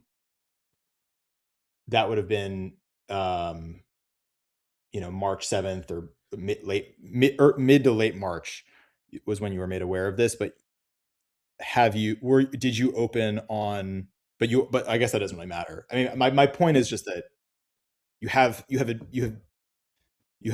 my point is to ask whether you have stayed open past 2 a.m. and I guess ask a question that confirms that ABCA has told both of us that was a violation. Well, like I said, I was Objection. told different. Calls for a legal conclusion. Yeah, if you're asking a question, sir, just ask the question and let's move on from there. Just Okay. ask the question. You have asked the question, he's given an answer. Let's move on. Okay, sounds good. And I guess I move Exhibit 7 into the record. It's part of ABCA's records. It doesn't need to be moved into evidence. So we know that's part of his license.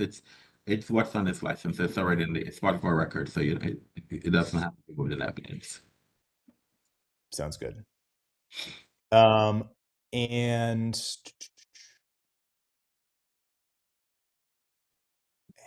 Eddie, have you ever moved tables out of their normal locations to create a larger space in the center of the restaurant in the evenings? As I mentioned previously, what we do is we remove the restaurant tables and replace them with high top tables because of the use of people walking around. We don't want someone to put it in a restaurant table where they have to bend over to do that. We've created high top tables for them to give them the opportunity to place their drinks or just to hang around or socialize and interact amongst each other. Okay. And I guess Mr. Donovan Mr. Anderson, I'm sorry. Feel free to cut me off, but Mr. DeFrank, ask whatever questions that you want to ask. Okay. If there's an objection, Mr. Mixon will object to it. So just ask. You don't need to just ask whatever questions you want to answer. Have you ever been informed by an ABCA investigator that you are effectively operating a dance floor by how you reconfigured your space? This speaks to the. What's the name? What? This is already excluded questioning based on the. I'm going to overrule the objection. The question that have ABCA informed you? That's all. He can answer that question. That doesn't say that he has a dance floor. The question is that have you been informed by ABCA? He can answer the question if he can. So I'm sorry. going to overrule the objection. Answer the question if you can, sir. Absolutely. ABCA did come in and we were inspecting the locations and told me, what do you do on your operations to transition for throughout the night? And I told him that we moved the restaurants. And then he informed me, well, you're creating an empty space, but I did mention we're bringing high top tables. So he said, oh, okay. Then that's fine. Okay, but as part of that, did he tell you that you had been operating effectively a dance floor? No, he told me that there were some limitations to create a dance floor. So I don't know what those limitations were. I don't remember exactly, but I'm not creating a separate space or advertising a dance floor specifically. I'm just creating a memorable experience space for people just to come in, enjoy, socialize, listen to music. So I don't think at any moment if there's someone's moving their heads or just, you know, hanging around with a group of their friends, I don't think you would call that a dance floor. I don't believe. Right. Have you been informed by an ABCA investigator at some point this year that you are in violation of the board order by failing to close by 2 a.m.? I think we were handed what was it? What do you call that? I think it was an investigation or a case about that. But I guess But to directly answer the question, have you been informed by an ABCA investigator that you were in violation of the board order? Yes. Objection. Do you want him to make a statement about an as of yet unadjudicated matter? I mean, the question presumes the existence of the violation having happened, which the board has not ruled on.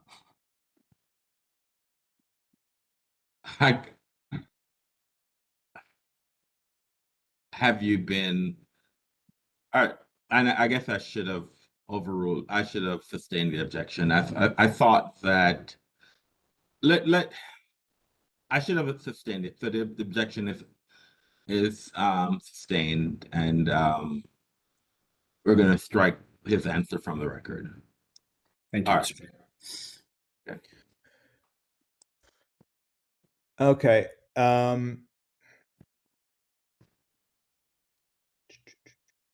So I guess, what does this, like, legally, what does this mean? Does this mean that Eddie has now never said he's been in? Okay, let's get back to the beginning, okay? Yeah. What I've said to you, there are two cases in his investigative history. They are not adjudicated as yet. So therefore, he is presumed innocent. Now, but if Eddie says that he just, like, in general has been told he's been, I mean, you know, because for example, the question about the but is like totally agnostic to the date. This is my problem with it. You're getting that information by reading the case history. That's where you're reading. You're getting that information from reading the case history for those two cases. That's where you're getting this information from. Well, that's, I mean, you don't know. I not to be like, but you don't know that. For example, I could ask in general, has he been told by ABCA that he's been you know, found in violation for something on a date other than these two dates, and I wouldn't know that if his response was yes. Let's stay away from there. So that's I think for your case, I don't think that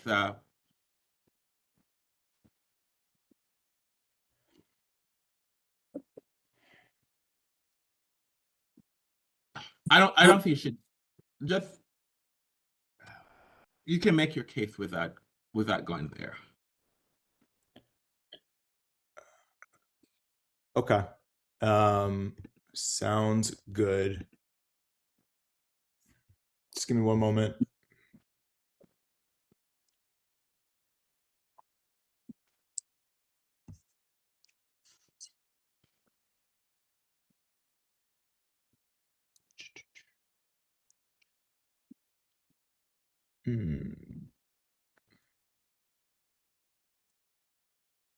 Okay. I think those are all my questions. Mr. Camacho. Yes. Did you testify, did you testify at the 23 case where, where the board order was issued regarding hours of operation?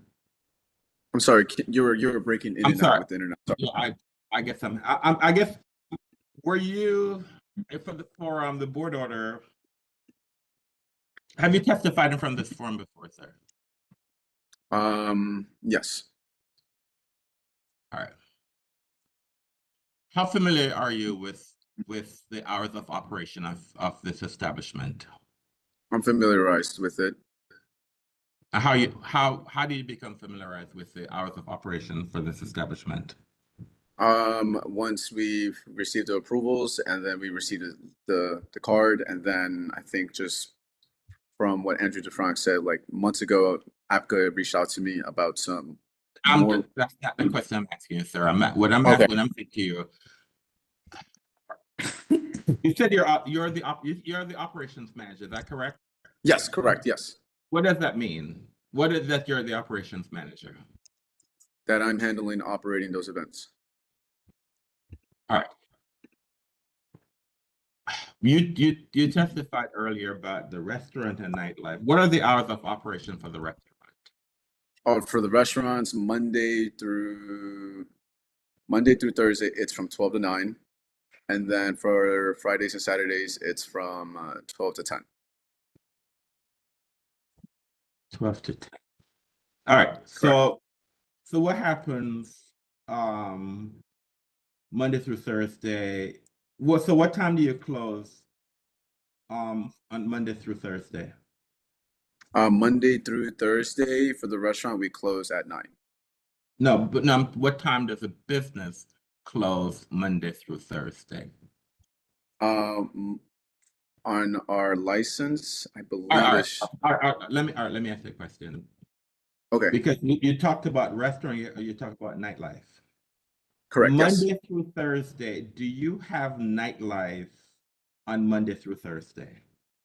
Just Thursday, we bring entertainment. All right. So when does your nightlife start on Thursday? We do a transition from the restaurant, so we still keep our diners inside. We bring the entertainment, and it starts between 7. Can you just Oh, answer sorry. the question that I'm asking you, sir? The question I Oh, asked you. absolutely. I said, what happens? You said the restaurant operates from, so what time does entertainment start on Thursday? From 8 till 1. All right, so what happens between 8 and 1? Tell me. Like, walk me through what happens from 8 to 1 when you have entertainment on Thursday. We just bring a DJ inside to play live music sets. We keep all of our tables the way it is. We do a rotation with staff that basically already reached their capacity on hours, and we rotate them with other bartenders. We switch over from our dinner menu to a smaller menu, and what else? I believe that's all. I don't think I'm missing anything else. All right, so you're And then saying we bring in security guard. I'm sorry, and we bring one security guard in. and you said from Friday and Saturday, dinner is from 12 to 10. Is that correct? Or is it? Correct. So what happened when is it that you have nightlife Friday and Saturday? Well, you said when you start off, you said your restaurant, you said nightlife. Those are your words, not mine. And Oh, so sorry. what I'm asking you about nightlife. So explain to me the nightlife after the restaurant closes on explain to me what nightlife is on Friday and Saturday after 10 o'clock. So Friday, right when it's 10 o'clock, it's very similar to how we do Thursdays. We transition the restaurant to basically removing some of the middle tables with high top tables to give people the comfortability to walk and roam around. And we close at 2 o'clock. And then Saturday, we do the same exact thing. We close the restaurant down. We give ourselves about 20, 30 minutes for the staff to move some of the furnitures and tables and chairs. And then we bring out the high top tables, and then we just curate the space for the entertainment to begin. And then we close it at 2. But why you move the furniture? The chairs are very, very expensive, and we want to give that space to people just to roam and walk around. So you're not operating as a restaurant from 10 to 2? Correct. What we do is we just want to do more of a bar concept, people just to be roaming around, and as well as they can sit on the tables, but they have booths all around them. All against the walls, we have booths. Is the kitchen open? From Thursdays and Fridays, correct, and Saturdays until I think what's 10 o'clock. So I'm saying, so what time does the kitchen close on Friday and Saturday? 10. No, 10 is 11:30. Sorry. Saturday is between 10 o'clock. And what time do you close on Saturday? 2. Now, so let me ask you a question about this advertisement. And who's in charge of this advertisement on Posh? Who's in charge of that? So Joe Hawari is our marketing manager. So he handles the digital side. And and do you supervise him? I supervise him with, I'm sorry, do I supervise him? Yes. Yeah. So you're the operation. So why would he have the hours listed from at least the ads I saw on Posh? Why would those hours be listed at one? I think one exhibit had 4 a.m., another exhibit had 3 a.m. Why would those hours be listed on this advertisement? Honestly, from that listed for that one event for a Friday, we closed around 1:30. I'm not entirely sure. Maybe it could have been a technical error on our side, but we don't try to exceed nor push to that time frame. But all right, sir. You're the operations manager. Why would you allow? Do you review the information that's out do you review the information about this establishment on social media? I mostly review just the Instagram and then see if anyone's clicking on the entry to see what the guest count looks like. I don't really pay attention to the timestamp on Posh because the flyer is going to be specifically there and you see the timestamp on the flyer as well. Mr. Camacho, this is not the first time you appeared in front of me, and you appear Absolutely. You appear that you're a businessman and you're top of the business. So don't tell me that you don't. I'm asking you, why would you allow an advertisement to go out that does not accurately reflect your hours of operation, sir? I think we made the mistake on our side to advertise those hours incorrectly. And so who made that mistake? I have.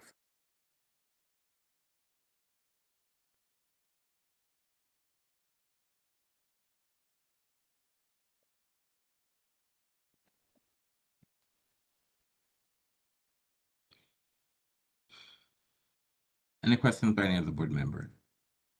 Go ahead, Ms. Quinn.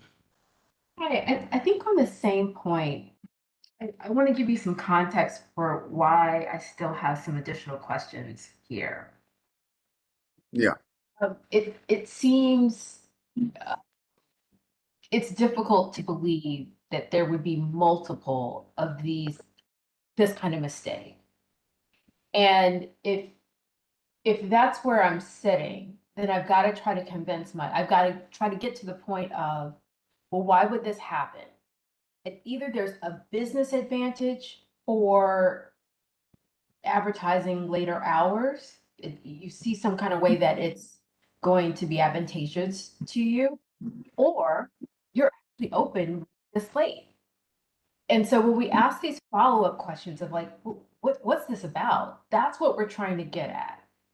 And so if you have anything to submit here that would help us understand what's going on, I think that would be really, really helpful, because I think the notion that you would have, I don't even know how many of these incidents, I don't know if we've seen 2 or 3 of those just today. Who knows how many more there are out there.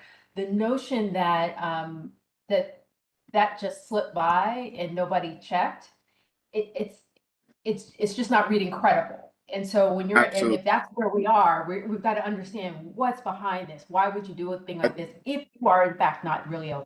I believe the marketing strategy is based upon, like, in our area, most of the venues and most of the locations do close at 3 a.m.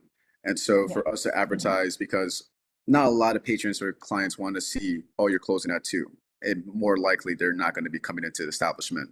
Okay. But if we were to advertise with the normal, like with the normal hours where everyone else's advertisements, but we're still going to be closing at that operations, I think that was for us to encourage them to still come in and check out the establishment and the concept that we're just trying to throw. So that doesn't necessarily mean we're trying to push it and close it at that period, but we're trying to advertise just to be in the same grounds of any other competitors around us, right in front of me, next to me, just a block away from me, and they're closing at a later time frame. So my job is to make sure that as much as we could steer these customers to walk into our establishment, that's the goal. Okay. But it's not my intentions to close at a later time. It's just more my intention is just to grab their attentions, grab the viewers, and convert them into foot traffic and walk-ins into my establishment. Okay, that's the piece that was missing for me. And I think Yeah. just kind of to anyone who's listening going forward, it's really important when you come here and we're asking you questions to be as straightforward with us as possible. Even if you think it's maybe not going to put you in the best light, sometimes it's just the piece that we need to better understand the whole of the picture so that we can make a decision that really is best Absolutely. across the board and the fairest decision. So, No, and that's so I understandable. appreciate the additional information. Thank you. Any other questions by any of the board? Go ahead, Mr. Meadows. Yes, good afternoon, Mr. Camacho. Yeah, thank you for your candor and your responses. My question centers on the RDO program. So at no time were you ever out of compliance for failure to pay. Is that correct? Correct, yes. Okay, and so from Miss Smith, I believe her name was, sent that email saying that you were in good standing. Correct. What hours do you hire the RDO? What hours are they on site? They arrive from 11 until 3:30. We always ask them to stay an additional hour after the closing time because from my previous experience, and like the gentleman said, like I've been here before, and I think from the last hearing that I had a lot of angry neighbors point fingers directly at me for people loitering, people making loud noises in peace. So I just made a decision to say, you know what, I think there's just an additional extra hour of cost for just getting RDO will give me the reassurance that there is a police officer right there. And we always ask them to turn the lights on just to give that alert that, hey, you're being watched or there's police presence in that area. What do you mean by turn the lights on? The lights on top of their vehicles. Okay. Thank you. So 11 till 3:30, and that's what day of the week, sorry, is that? Saturdays, we don't open Sundays, and then we do Fridays when we are expecting a high volume. But we always call in, especially right at opening time. Well, I don't call in, Raleigh Davis calls in just to get an information update of like what's the status or where the police officers are at, and they will inform him. And he'll Okay, inform me. and I saw on that email from Ms. Smith, it mentioned due to availability. So since January of this year, how many times was the RDO not available?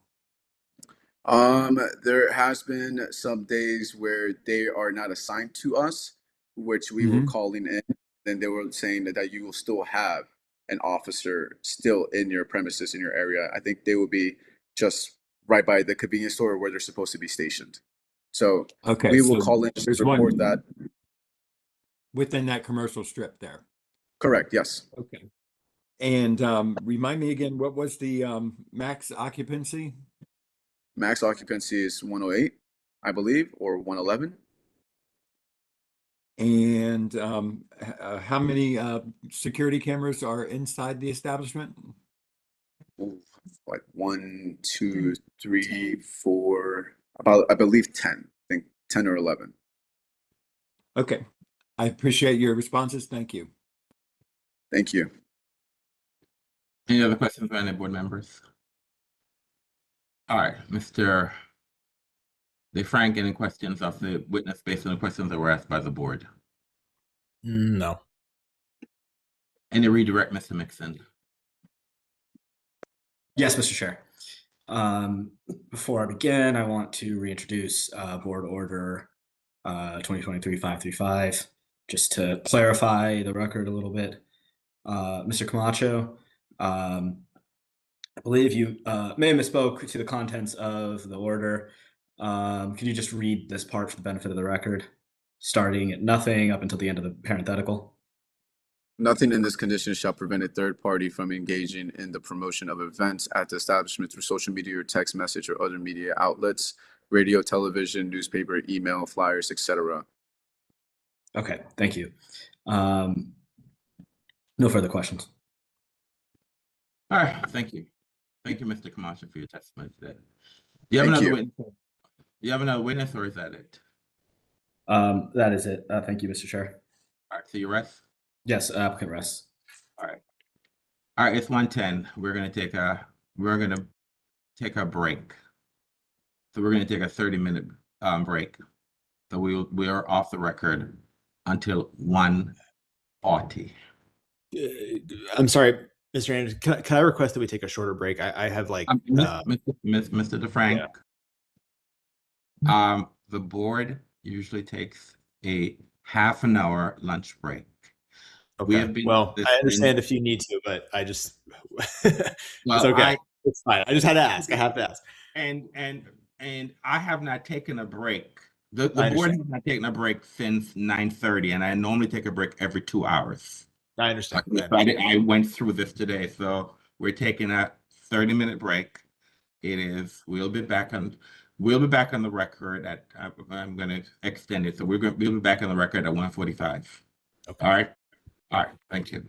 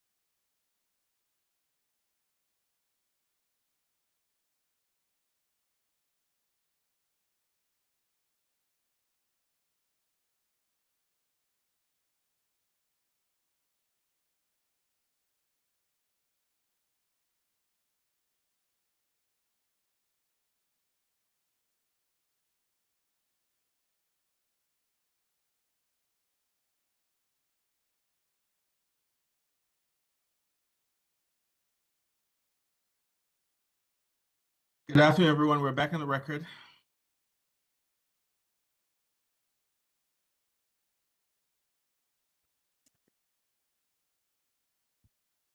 Mr. Anderson, I want to quickly just let you know I have a meeting at 3 o'clock. How long is I your guess- meeting? 30 minutes. So, if we're not done by then, we can come back at 3:30. But I mean, I don't know. I'm hopeful maybe we could be done by 3, but we'll see. All right, if we're not, we will take a break to Okay. and so I am to accommodate your schedules. Okay. All right. Thank you. You're welcome. All right. So we have 1, 2, 3. Where's Mr. Jones? I just see Mr. Jones. Well, we do have a quorum. Who's your first witness, sir? First witness is Nolan. What's Nolan's last name, please? Sorry, Nolan. Where is it here? Where's he? He keeps leaving my screen. Nolan Guagenti. Guagenti? Guagenti, Mr. Guagenti, can you raise your right hand, please, sir? Do you swear or affirm to tell the truth and nothing but the truth? I do. All right, you're a witness, sir. So let's start by having him say and spell his name for the record. It's Nolan Guagenti, Nolan Guagenti. Go ahead, sir. Okay. Nolan, where do you live? 2019 R Street, And when did you move into the neighborhood? 2020. And can you tell us about the history of Rosemarino nightclub, or Rosemarino, I should say, in the neighborhood, and I guess your understanding of Rosemarino before the 2023 board order? Yes. So I became Objection aware. relevance. Apologies, I was muted. I was a little late, but I do think discussion of prior to the licensure period that is subject to review right now is beyond the scope of these proceedings. I mean, I'll give him some leeway. I'll give him some leeway, just but I'll just give you some leeway. But I don't need to. We don't need to have extensive testimony about what happened prior to the last board order. So, but I'll just give you some leeway. But I'll keep it short, sir. I remember the last situation. All right. Okay, go ahead. Yeah, so became aware that there was nightlife at Rosemarino following a shooting that my daughters were woken up to, and so that's how I became and there was a lot of things that occurred that prior to that board order. Okay. And how you just mentioned a disruption that you just mentioned a disruption. How do you know that disruption was caused by patrons who were at Rosemarino or by Rosemarino in some way? Since they opened up the nightlife to present, speaking with multiple officers, detectives over the past 3 years, I've witnessed it walking around the block after being woken up with all the disturbances, driving past the establishment, speaking to patrons and that are going to and from the establishment, reviewing hours of video from home cameras that have a view of that, and then also the neighborhood hired a private investigator, which I reviewed all of that. Okay. So you'd say, I guess, your role in sort of dealing with these issues before the 2023 board order was that hiring of a private investigator, along with just observing and participating in that series of things? That was something that the neighborhood had done. I mean, my background with military and security, I have some experience with that. Gotcha. And after the 2023 board order, did things improve from your perspective with regard to Rosemarino's operations and their impact on the neighborhood? Initially, following the board order, their hours of operations and frequency was in terms of like when they would run the events. Previously it was identified there was it was pretty crazy events Okay. that were going on. And can you guys hear me? Yes, sir. I'm not sure what that was. Yeah. Sorry. So there were sorry, the question again? Basically, from your perspective, have things improved since the 2023 board decision, or how have they sort of developed since then? Yeah. So briefly, and then until April of last year, it basically became the same as it was before the board order, and then it's progressively gotten worse. Okay. And have you had any interaction with Rose Marino management or ownership, sort of before or after 2023, at any point since these issues began? Not since since the board order. I found that was not very helpful. And have you ever seen a private security guard patrolling our street? No. Okay. Would you say that you're out there frequently enough that if there was one on Friday and Saturday nights, you probably would? Yeah, I mean, given the incidents, and recently there was a shooting out in front of my house right after they closed. I spoke with the investigator, and there was nobody that was there. Okay. And you mentioned, or I guess we heard earlier from one of the witnesses that since construction has been occurring on Connecticut, there has been more parking on our street and adjacent streets. Would you agree with that? I mean, there was objection. Relevant Parking needs aren't a protest factor here. I mean, where we going with it, Mr. DeFrank? Where are we going? I mean, it's like you said. Remember, you said you told me you have a 3:00 meeting. So let's get to the chase, okay? Because I need relevant testimony that's going to help the board make a decision. I mean, if there's construction on Connecticut Avenue, that has nothing to do with this establishment. Okay, that's a larger issue. So we know that if there's construction in Connecticut Avenue, that there's going to be issues in the neighborhood, either cars. So let's step ahead. Let's go ahead, sir. I've been here all day. I need relevant information for this board to make a decision. Okay, what we're going to do, what conditions, if any, if we're going to impose on the license. Okay. Okay, so let me ask. In the interest of being to the point, what I'm trying to do is I'm trying to ask questions that are related to what the board order said, which is basically like, if these problems. I know what the board order says. This is what you're asking the board to. I'm sorry. I'm not sure. I'm just want to. Yeah. I want relevant. All right, listen. I'm trying to. I think it is relevant. I mean, basically, the board order has this line in it that says that basically we may reconsider, these determinations in the future if these problems continue. Okay, fine. And I'm just trying to establish. Hold on, Mr. DeFrank. Hold on, Mr. And I was the board chair for this case, so I know this case because I was here for the previous case.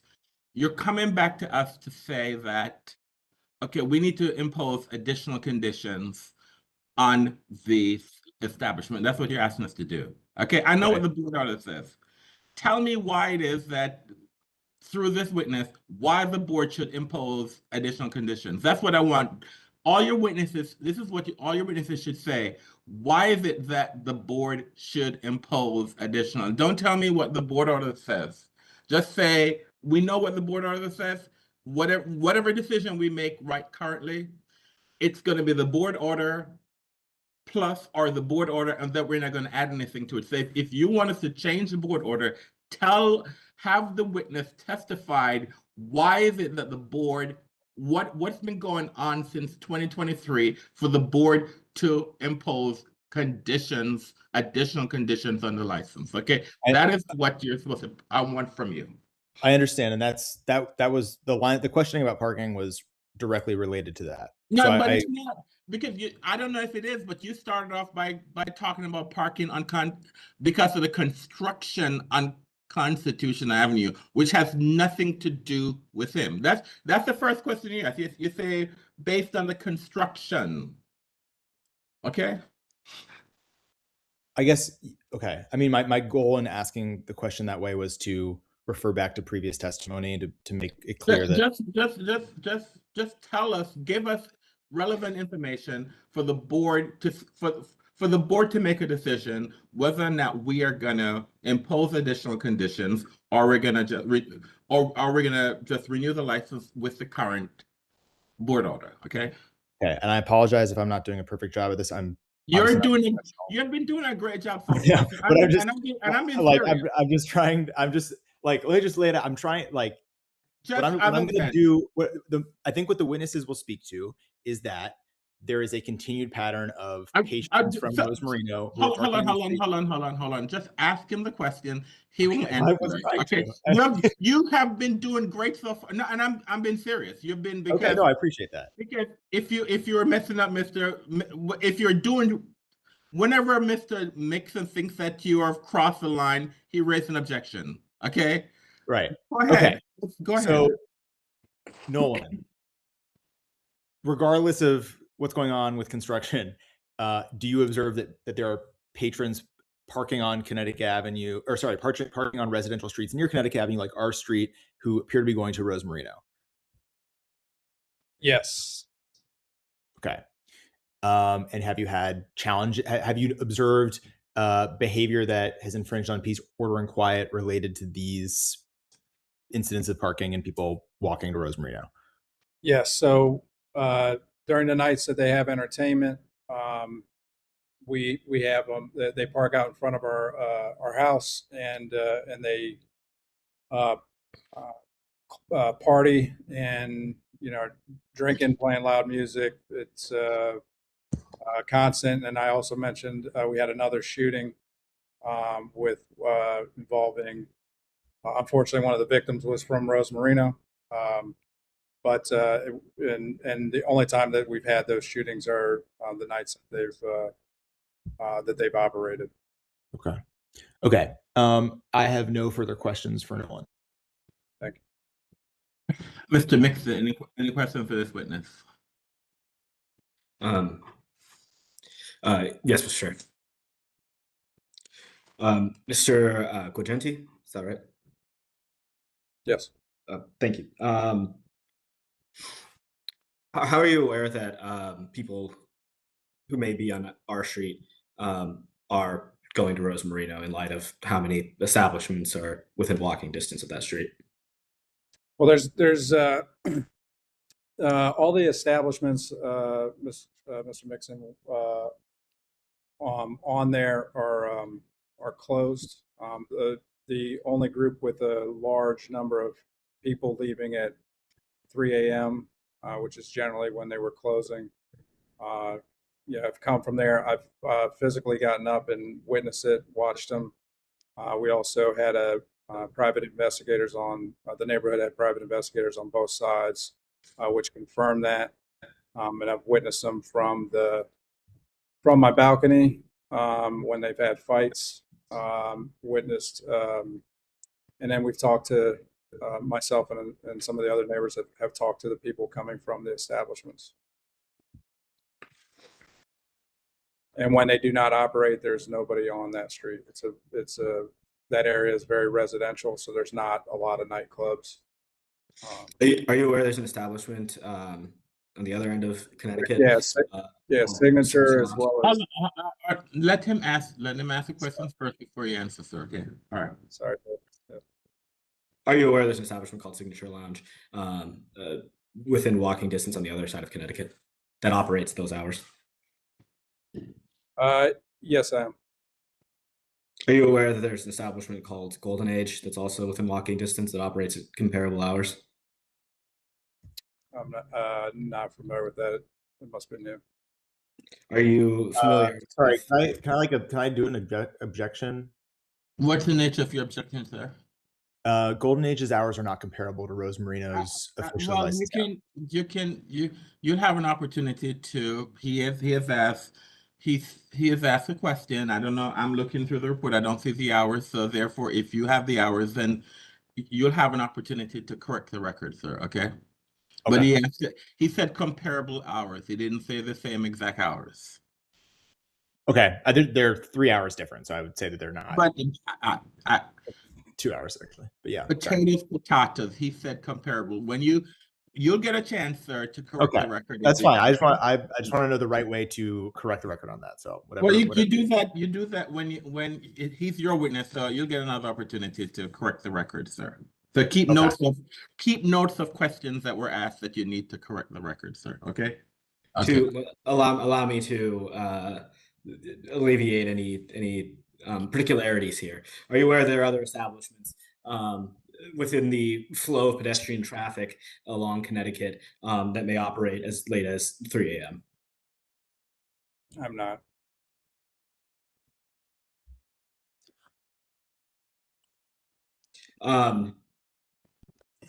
Were you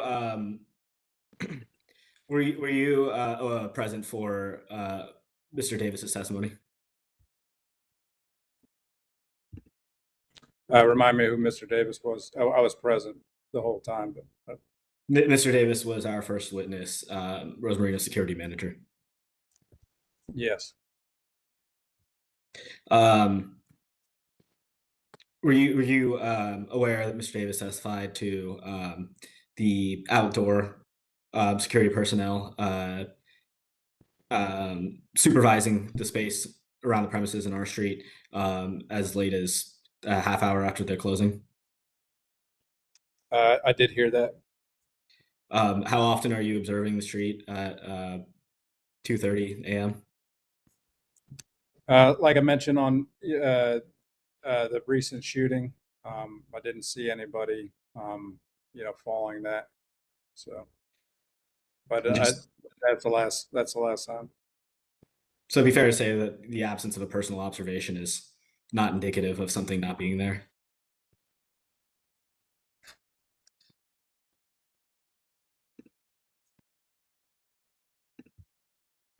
Sorry, somebody stepped in my office. I didn't understand the question. Let me simplify. Does your lack of personally observing something mean that thing is not there? No. Thank you. Was your testimony earlier that you observed, at least for some period of time, to your understanding, a change in the conditions around Rose Marino following the imposition of the board order? Yeah, when they were not operating as they are now. But there was some. Yeah, when they don't operate, we definitely see no impact to the neighborhood. That's correct. When they operate as a restaurant and not nightlife, we do not have an impact. That's correct. No further questions. I'm folding my arms. I'm sitting in this office and I'm freezing to death. So I'm not folding my arms because I'm trying to keep warm. Okay, all right. I'm good either way. All right, thanks. All right. Any questions by the board members? It's not your time yet, sir. The board. I need to give to see if the board have the opportunity to ask questions. Any questions by the board members? I'm going to allow you to. Go ahead. That was me. Yeah, I heard you say something about certain events that were only happening on nights that the business is open. Which nights are they not open? Are there nights of the week that they're not open? So yes, ma'am. So when they operate as a restaurant, which is like those are not the nights. When they switch to nightlife, and then some nights they don't run nightlife. So when they don't run nightlife, we don't have any incidents. Okay, and then nightlife nights, are those like Thursday through Saturday? Not witness Thursday, both in any of the advertisements or in actuality. They used to, prior to 2023, they were doing Sunday and Saturday, which is, and then he switched to Friday and Saturday. Okay. And so those are the ones. And it was consistent. We don't have any issues on Sunday anymore. And those were a lot of the issues prior to the 2023. Okay, thank you for that. Thanks, ma'am. Nothing for the chair. Any other questions by any of the board members? Mr. Mixon, any questions based on the questions that were asked by the board?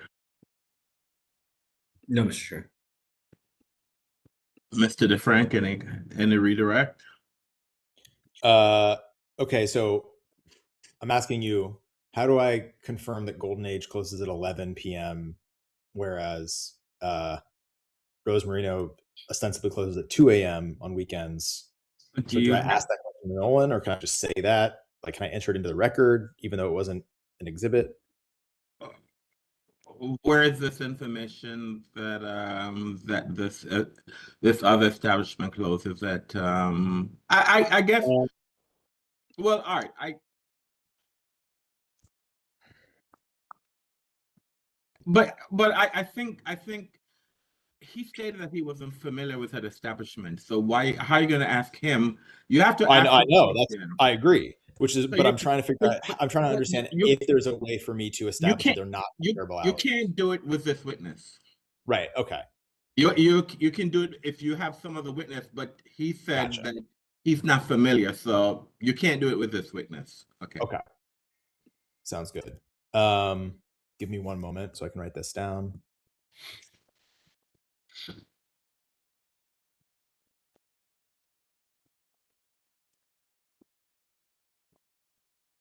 Okay. I have no questions then, or no, whatever the word is. All right, Mr. Gayanti. I hope I didn't butcher your name too badly, sir. All right, thank you for your testimony today. All right, thank you for your testimony today.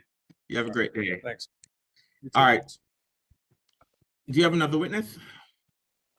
Yes. Ann Navarro. Ms. Navarro. Yes, sir. Can you raise your right hand, please? Do you swear or affirm to tell the truth and nothing but the truth? I do. All right, you're a witness, sir. Okay. And where do you live? I live at 2018 Hillier Place. And when did you move into the neighborhood? And I guess where did you move when you moved into the neighborhood? So I first moved into the neighborhood in 2012. I moved there with my young kids and was really excited to raise them in kind of a dynamic urban environment. Ma'am, I can't hear you. Ma'am, hold on. I'm not sure if it's my internet or it's yours, but I think I'm sorry, is it me or is it me? We're all saying it. Can you hear me? Yes, I think you just cut out for a moment. All right, so you need to start back over, ma'am. Okay. So right now I live at 2018 Hillier Place. I moved there in the middle of 2023. I first moved to the neighborhood in 2012 when I moved to R Street, kind of in the same block Rose Marino is in. So then in 2023, I moved half a block further to Hillier Place. Gotcha. And what was your experience living on R Street with regard to Rose Marino? So for years, everything was great on Rose Marino. I loved raising my young kids in the city. But everything changed once Rose Marino started operating what I perceived to be an illegal nightclub. On nights the club operated, people just poured into the neighborhood in the middle of the night. Fights broke out, shots were fired. We had evidence of drug activity in the club. There was a rifle out front. It became really impossible to sleep on those nights, and I contemplated going to a hotel on the nights they were operating. And so as a result, got really involved with the first protest that resulted in the 2023 board order. And what has happened since the 2023 board order with regard to Rose Marino and your interaction with the business? Sure. So at first, things definitely quieted down. I expect that the operators of the establishment were perhaps laying low for a while. But then it started again. Very similar activity. I'm not sure when it restarted, but it appears to me that the establishment has kind of gone back to its original MO with the same impacts on the neighborhood. Okay. And have you ever seen a private security guard patrolling our street? So I don't live on our street anymore, and I am certainly not out in the middle of the night. I will say my experience on Hillier, which is half a block away, is similar in that patrons, they park on the residential streets. And so on nights when we've seen that the club is operating, the people on Hillier are subject to the same types of problems. The club lets out people who park on Hillier return to their cars. They play loud music, they drink, they, stand on the streets having a good time. We see, the next morning, we see empty bottles, women's underwear. I mean, people have seen people stripping and dancing. And so I just don't understand the testimony about the establishment complying or trying to manage impacts on the neighborhood, because we don't see it on Hillier. And I would say that, I love for people to have fun, and I was young and crazy once. But it just, doesn't belong on residential streets at 3 and 4 a.m. And I really do my best to patronize local establishments, but I just don't feel like this one belongs in the neighborhood. Okay. I believe those are all my questions. Mr. Mixon? Yes. Ms. Navarro, are you familiar with any other establishments that have hours of operation in excess of midnight throughout the Connecticut Avenue corridor? I don't know what the hours of the other establishments are. But you're aware that there's a period of time in which business still occurs, yes? I don't know what you mean by that. You're aware that people patronize establishments at this time, yes? At what time? After midnight on a Friday or Saturday.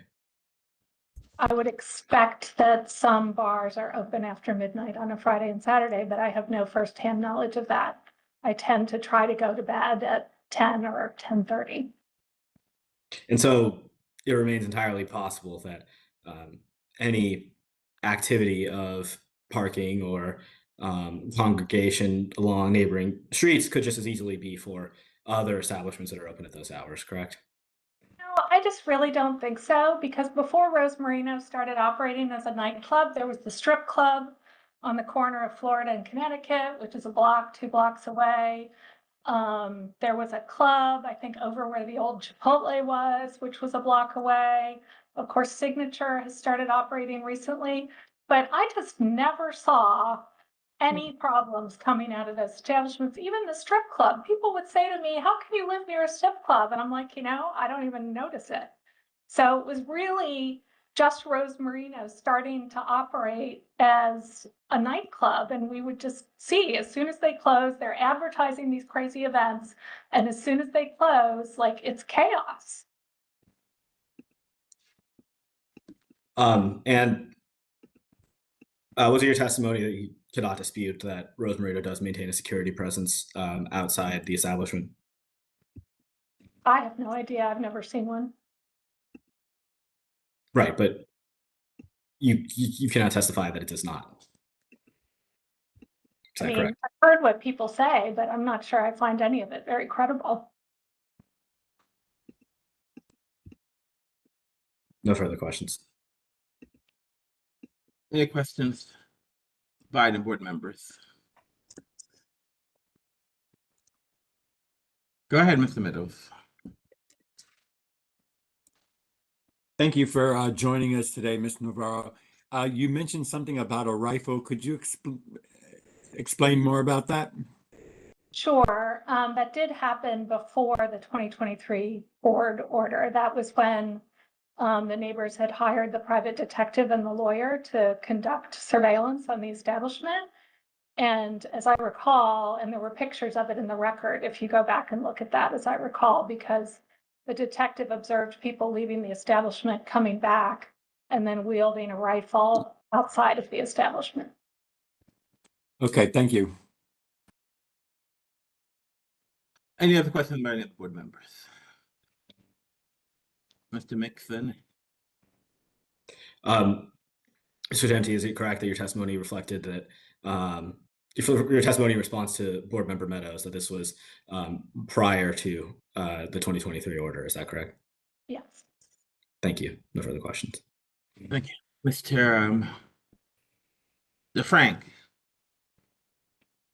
Any redirect of this witness?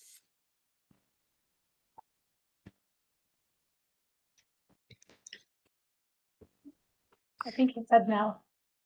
Mr. DeFrank, you're on mute. You need to unmute your phone, sir. I'm sorry. No. All right. Thank you. All right. I'm here freezing, so like I'm trying to keep myself warm. So you have to have to. All right. Thank you, sir. I'm sorry. Thank you, ma'am, for your testimony today. Have a great day. You have another witness, sir. Yes. Ira, and I'm sorry, Ira, I'm forgetting. Where is it? Ira, a guy? Yeah, perfect. Hello. All right, Mr. Agai, can you raise your right hand, please? Yes, Do you swear or affirm to tell the truth and nothing but the truth? I do. Your witness, sir. Ira, when did you move to the neighborhood? I'm sorry. Can you just have him? Yeah, spell his name. We have a court Oh, my report. So name? we want to make sure that we have the proper spelling for everyone in the court report. Okay, that's why. Sure. My name is Ira Agai. It's spelled I-R-A, last name A-G-H-A-I. And I believe for just really quickly, I don't think Anne spelled her name. I can spell it though. It's ANNNAVARO. Well, thank you for that. But that's a simple name, and my assumption is that the court reports would get that one right. All right. Okay. Well, I spelled it with an E and 2 R's, and so yeah. Okay. Anyway, so Ira, when did you move to the neighborhood? I moved the summer of 2023 because I always remember that I live at 2023 R Street, just for the record. And what has your experience been since you moved to the neighborhood? It's generally been great. I think, DuPont Circle loved it. It's a big reason the, general neighborhood, kind of like echoing Anne, wanted to be still in the city, but in a residential, setting. I originally moved to DC 9 years ago and I was living downtown, and was dealing with, all the activity, which was understandable because it is, again, downtown. But once I decided to buy a house, I wanted something a bit more residential and still close to the city because I work downtown as well. DuPont kind of hit the spot. So generally great. But again, Friday and Saturday nights, it's just turned on its head and it's nonstop noise, fighting, just all sorts of bad impacts to the peace, order, and quiet of the neighborhood as I've found it in the last 2 years. Can you describe some of these negative impacts with specifics? Sure. Yeah. So like I said, there's, sometimes it honestly starts when folks, pull up and park on our street, like I think we've established that, patrons of Rose Marina do, and it's loud music playing. It's yelling, particularly after hours, right? Just I think there's the natural need to raise one's voice when they're inebriated. Then sometimes, obviously, like you've said as well, fights can break out in the streets. I've had to call the police on a few occasions because there's just no one there, at least regularly, to monitor the situation and de-escalate the fights. So again, I'm not looking to do any of that, but I just consistently get woken up by the noise and commotion, and observe it with my own eyes, unfortunately. And then again, the music playing in the car, there's people just kind of like we've said, also hanging out. I don't understand. I mean, I suppose maybe, they're too drunk to drive. I don't know. But for some reason, there are people just hanging out either inside their car with their car doors open or just on the street for an extended period of time after 2 a.m. Or 3 a.m., like just 2 to 5. It's just, it's a lot. And again, I think one thing just when I was looking for a house, I was looking at some condos in the kind of more toward the downtown part of DuPont. And I think what ultimately turned me off there is I kind of witnessed, the kind of consequences of having a nightlife, at least a nightclub establishment within the neighborhood. And, I think, again, nothing wrong with nightclubs in general, but that's not where I wanted to live. And so I guess I was just very surprised when I moved to the north part of DuPont where we are, that there is this kind of activity. And so I think, yeah, just for what that's worth, just very surprised. I'm going to share my screen and pull up Exhibit 3. And I'm working from my memory from my experience serving on a grand jury here for how to do this. The video is paused at 0 seconds, and I'm going to play for a few seconds and then ask Ira a question. And I'd like to direct everyone's attention to the two people walking in the frame, one in a gray sweatshirt, both in blue jeans.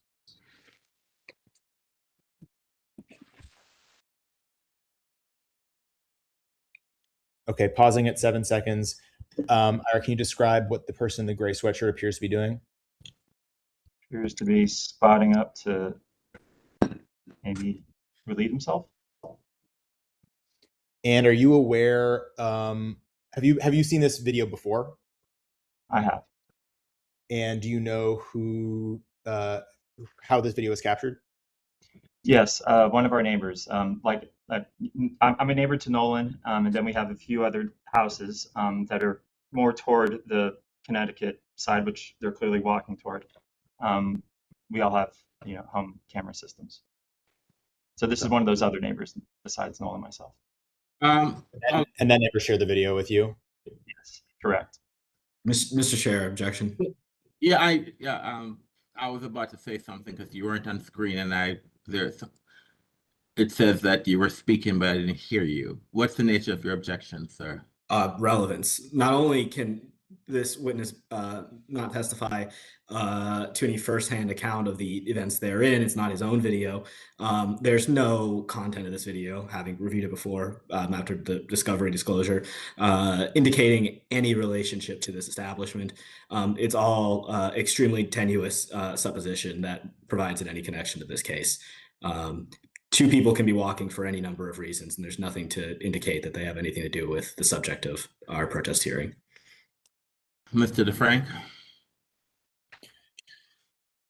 I don't know. I don't know how to respond to that other than that I think that this video. I think I'll just say that we don't see this. Hold on, no, sir. I'm speaking to the representative, sir, so you can't speak until I make a rule. I would just say that my questions are an attempt to establish, the likelihood that this video is related to the case. I'm going to sustain the objection. This is not his video. If it was his video, so this is not his video. This is another individual's video.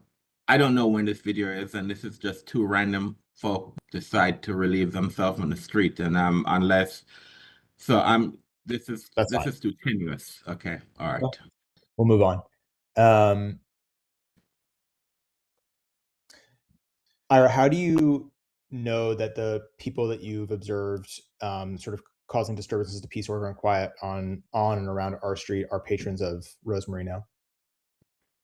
Yeah, so not like Nolan, I just physically observe it. The patrons park on our street in front of our homes. There's only one establishment that operates as a nightclub on essentially where Rose Marino is, and directionally, right, people walk from our street toward Connecticut, make that immediate left, which is where Rosemary is located, as opposed to Signature, the strip club, which are on the other side of Connecticut. And then conversely, like when the establishment closes, again, when they were historically doing this very late night operation, they're all coming back from that direction. And so you kind of put two and two together and you just know that.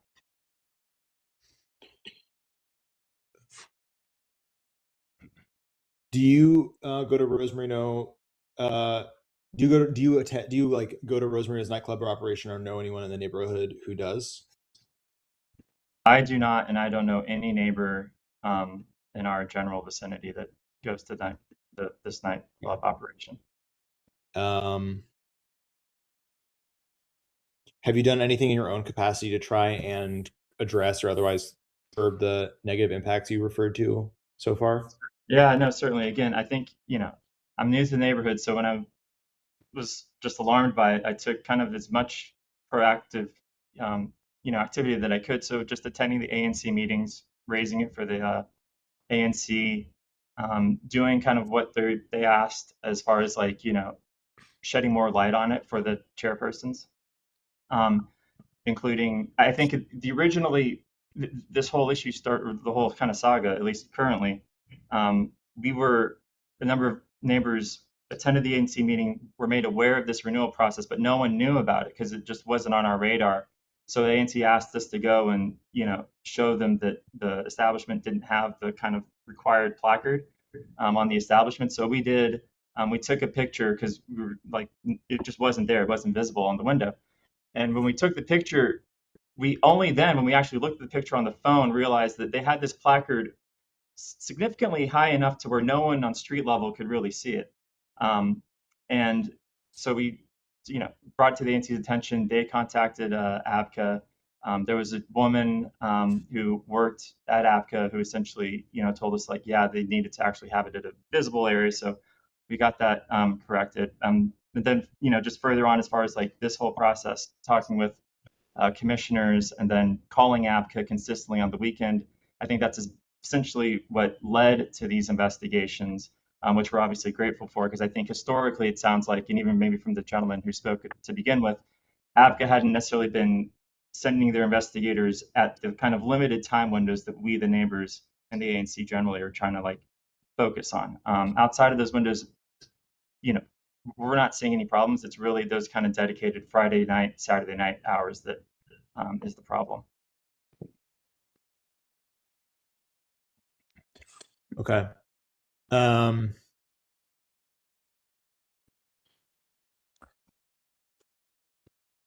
guess I'll try this. This is also from grand jury. Is there anything else that you think you should add to your testimony that would be relevant to the case?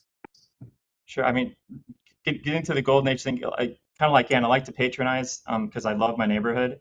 There's a number of restaurants and bars, and museums as well, just other like non food and beer establishments. But so I do go to Golden Age, and I can say that yes, Golden Age, just my own firsthand experience, does not stay open to 3.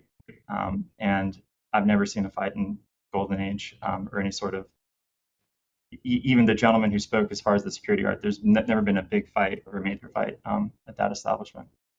And I believe Signature Lounge was mentioned earlier. Do you know whether Signature Lounge is open until 3 a.m. or does it close earlier? I believe it closes. I don't know, but I believe it closes earlier.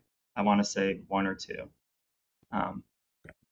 Based on my own comings back from friends' houses or other bars, randomly on weekends, like I don't see it open as late as 2 or 3. At least in the activity, I'll say that. Yeah. Okay. I have no further questions. Mr. Mixon? Yes, Mr. Agai. Apologies for getting us hung up on the particularities of certain establishments' hours of operation, but I want to make the exact purpose of these questions clear. You really have no way of knowing that patron activity along the street at that hour has anything to do with Rosemarino, do you?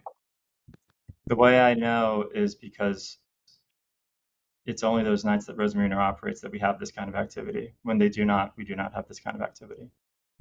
So the hours at which most establishments would operate at their latest is are the hours you're observing activity? I'm only speaking to what I know. I'm not speaking to any like the other establishments. Right. Like I'm speaking about what I'm viewing with my own eyes and senses on our streets.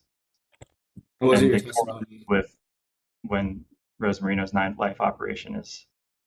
Was it your testimony that you had no direct firsthand experience with Rose Marino's operations on Fridays and Saturdays?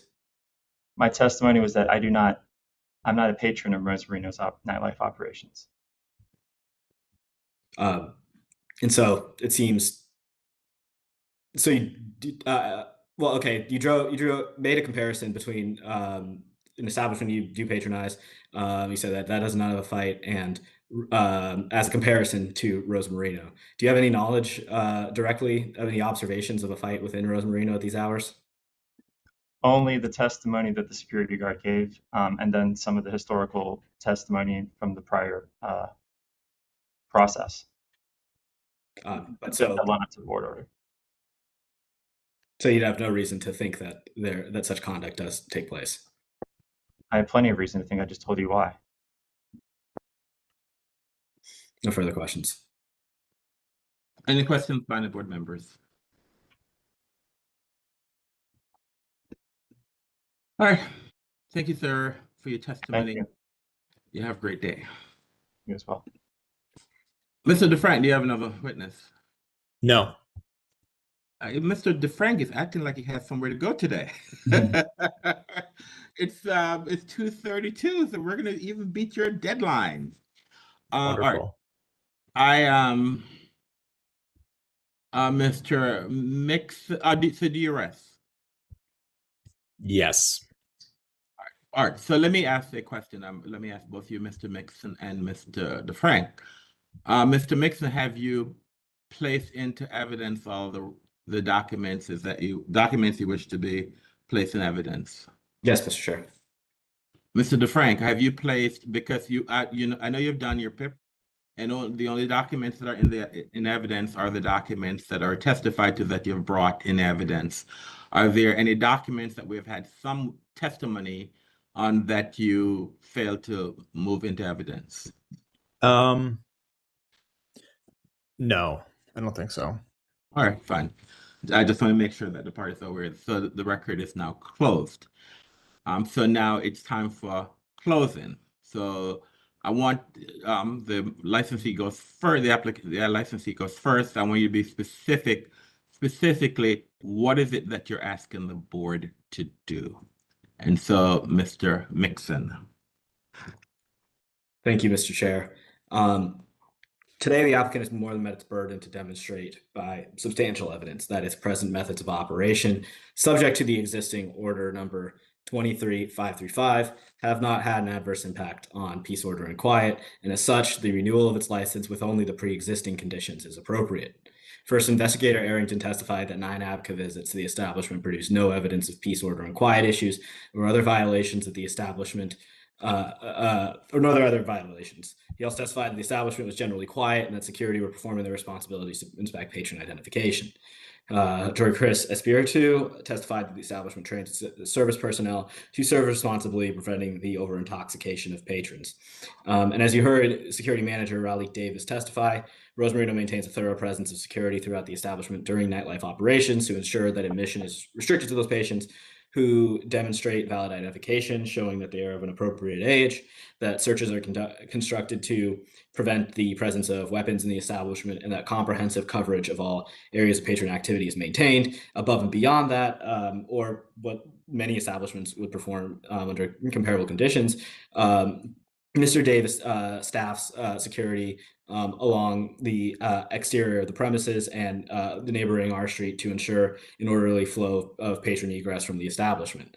Not many places would do this, but in a certain responsiveness to conditions, to community feedback and the conditions that merited the placing of the 2023 board order, Rose Marino has taken to wanting to improve its relationship and its minimize any effects that may result from its operations.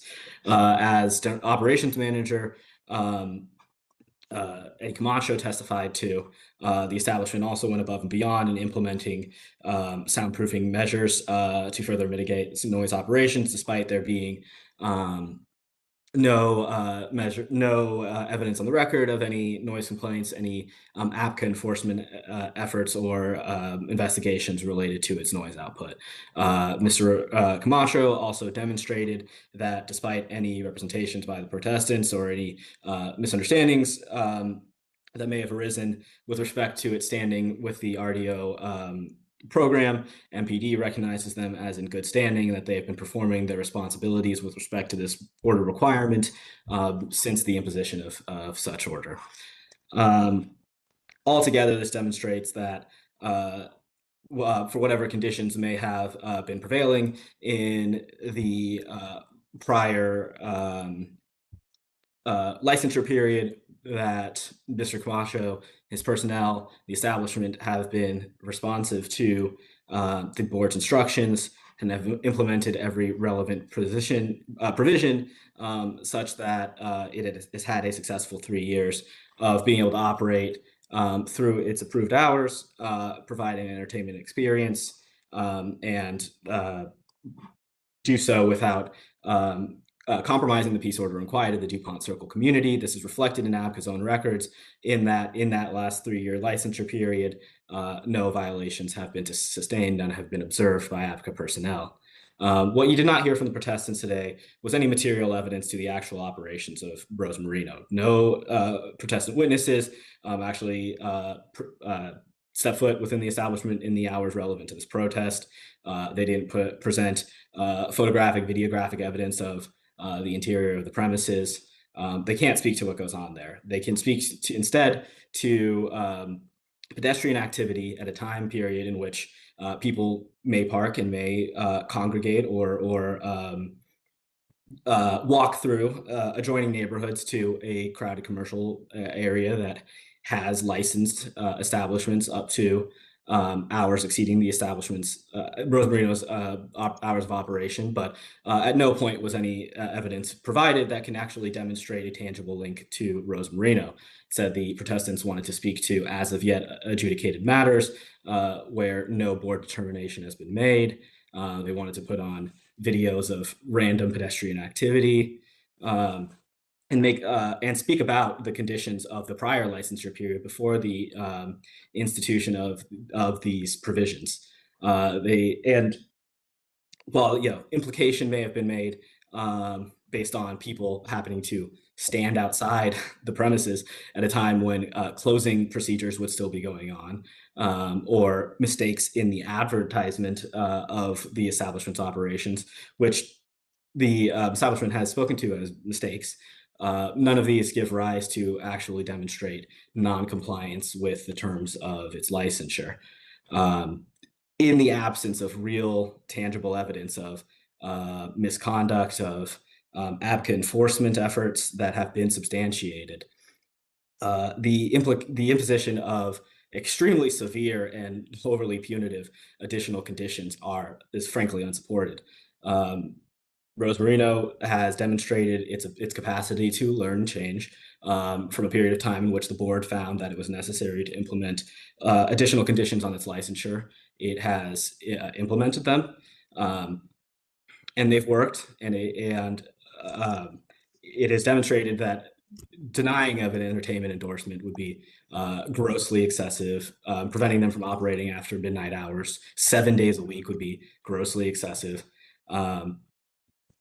It would be inconsistent with the public policy goals of this board to allow responsible operators to operate in a way that the board has already determined are consistent with peace, order, and quiet.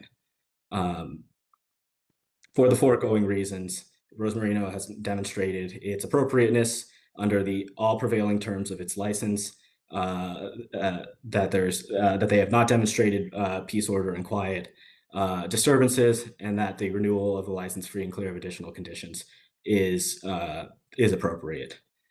Thank you, Mr. Chair. Thank you. Mr. DeFrank? Sure. We're asking that the board amend the 2023 order to not permit Rose Marino to have an entertainment endorsement and to operate after midnight on any day of the week, but I guess with particular attention paid to weekends. And we think this is necessary because of the years-long inability of Rose Marino to not disturb peace, order, and quiet, and to follow the current license and the current board order by operating after their allowable hours. The first exhibit showed ticket sales, advertising an event for Rose Marino Nightlife from 10 p.m. to 4 a.m. on Friday, September 6th into Saturday, September 7th. And that's 2 hours past the licensed time on Friday nights. We also have exhibit 4, which sort of corroborates this is an ongoing thing and indicates that there may be other instances where this is happening. The exhibit 4 incident was on March 7th and indicates that Rose Saturday's event would go until 3 a.m. And we've heard that this may have been a mistake or may have been inadvertent. I'll leave that to the board members to decide whether they think that is likely or not, or whether this was intentional. Actually, no, we did end up hearing, now that I'm remembering, we did end up hearing in the end that it was intentional, but it was an effort to draw business in, even though they were going to close at the time. I mean, I think you could make an argument that itself is a contributing factor to the issues of peace, order, and quiet we're hearing in the neighborhood. I mean, imagine if you had a club that said, "Hey, come on down. We're open until 4 a.m." None of the patrons are going to check the ABCA record to see if that's true or not. They come down. Let's assume they get kicked out at 2 just for fun, and then what are they going to do? Maybe they'll stay in the neighborhood until 4 a.m. Obviously, I think that the business, and I think the evidence shows that the business is likely operating past 2 a.m. regularly into 3 a.m. or 4 a.m. You could also look at exhibit 2 and the photos of people congregating outside of the business with the roped off cordoned area still present at 2:16 a.m. after the business was supposed to stop operations, for additional evidence of that. And I guess the only other thing I'd say is that, I said this at the beginning, on behalf of ANC2B, like we support nightlife in DuPont Circle, especially, or I guess in particular, as an ANC, we support nightlife in DuPont Circle, north of the circle itself on Connecticut. The ANC has been supportive of late night establishments going up until 3 a.m. In some cases in the area. And as I sort of said to the neighbors and to Rose Marino's management at the very beginning of this process, my goal is not to shut out nightlife. My goal is not to, impose some sort of draconian residential only character on a busy, vibrant, mixed use part of the city, but to make sure that everyone is following their license and the board order, because that's the only way that we're going to, have a sort of social contract that works in a mixed use area. And I was very disappointed when all this evidence was brought to me that showed that Rose Marino was not following its license as I had been told by them that they were.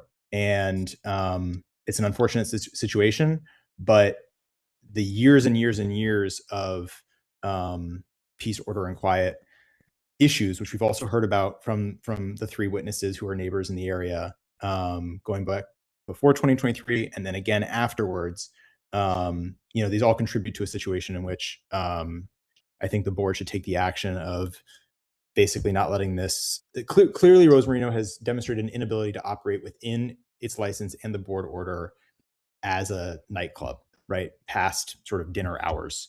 And as a result, I think that privilege should be taken away. And that's not something that I believe should happen to every business in the neighborhood, or should have happened to Rose Marino if they were just following their license and people were being rowdy, but the business was completely within its licensed rights. But the combination of all of these things, I think, demonstrate a pattern that has caused so many issues that the board should take action to basically stop the issues from happening. And I know that wasn't as,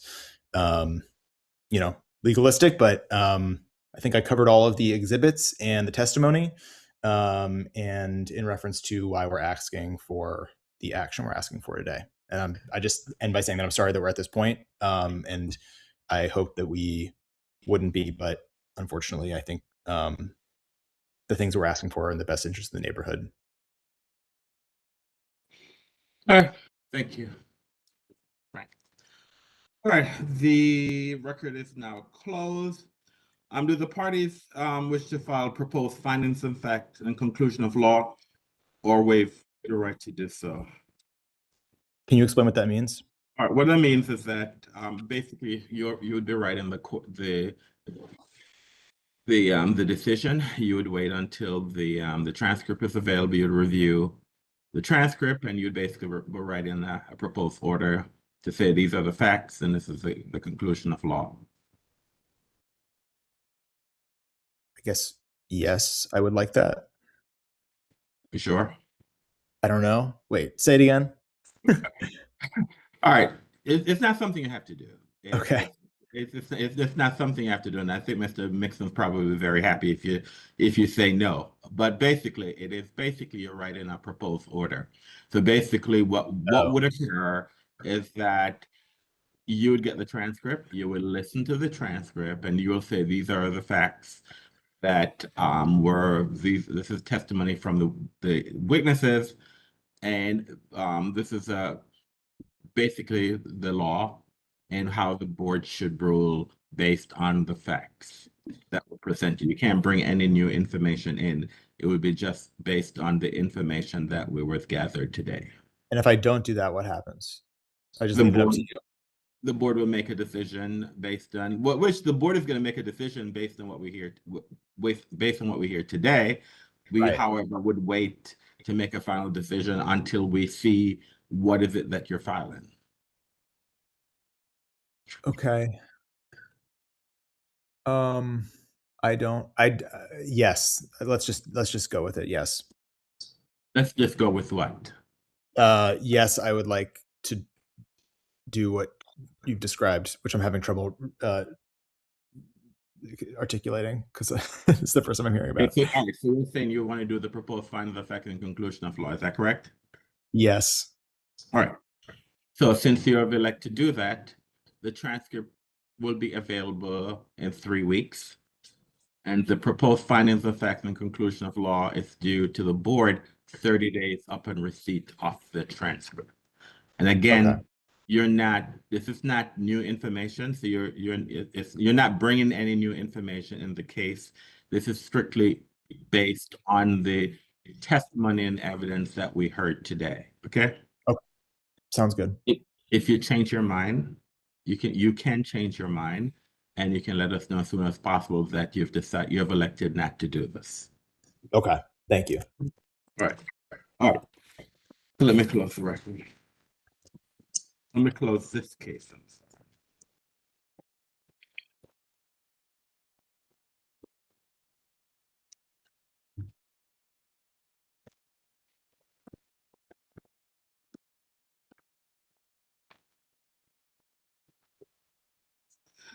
As chairperson of the Alcoholic Beverage and Cannabis Board for the District of Columbia, in accordance with DC Official Code Section 2-575 of the Open Meetings Act, I move that ABC Board hold a closed meeting for the purpose of seeking legal advice from our counsel on case number 26PRO00011, Rose Marino de Italia, pursuant to DC Official Code Section 2-575B4A of the Open Meetings Act, and deliberating upon case number 26PRO00011, Rose Marina de Italia, for the reasons cited in DC Official Code Section 2-575B13 of the Open Meetings Act. Is there a second?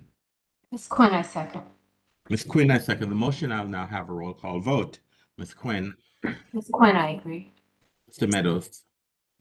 Mr. Meadows, I agree. Mr. Jones. Mr. Jones, I agree. Mr. Anderson, I agree. As the motion has passed, I hereby give notice that the ABC Board will recess its proceedings to hold a closed meeting pursuant to Section 2-575 of the Open Meetings Act. Thank you very much for your presentation today. Have a great day. Thank you, Mr. Chair. Have a nice day. You're welcome. All right. Thank you. You're welcome. Thank you. Have a good day. You too. Thank you. Thank you so much. You are welcome.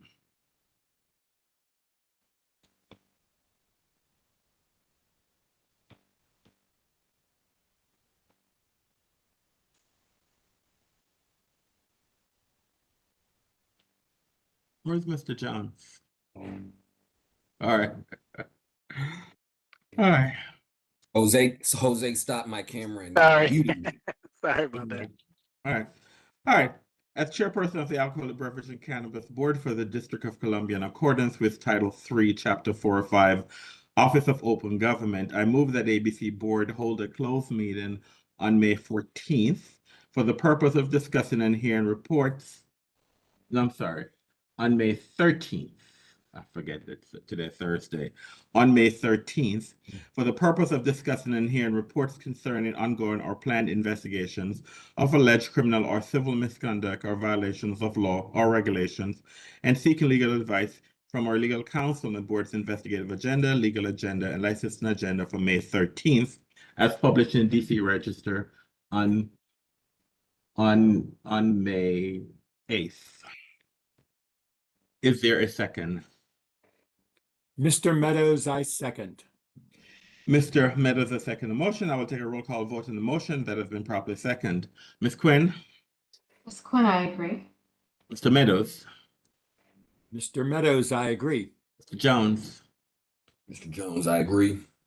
Mr. Anderson, I agree. As the motion has passed, I hereby give notice that the ABC Board will hold this closed meeting pursuant to the Open Meetings Act. Notice will also be posted on the ABC Board Hearing Room Bulletin Board, placed on the electronic calendar and ABCA's website, and published in DC Register in as timely a manner as practical. We're now adjourned for the day. We'd like to thank all members of the public who participated in our hearing today and our board members. I now ask all board members to return to executive session for further action. Good afternoon. Thank you.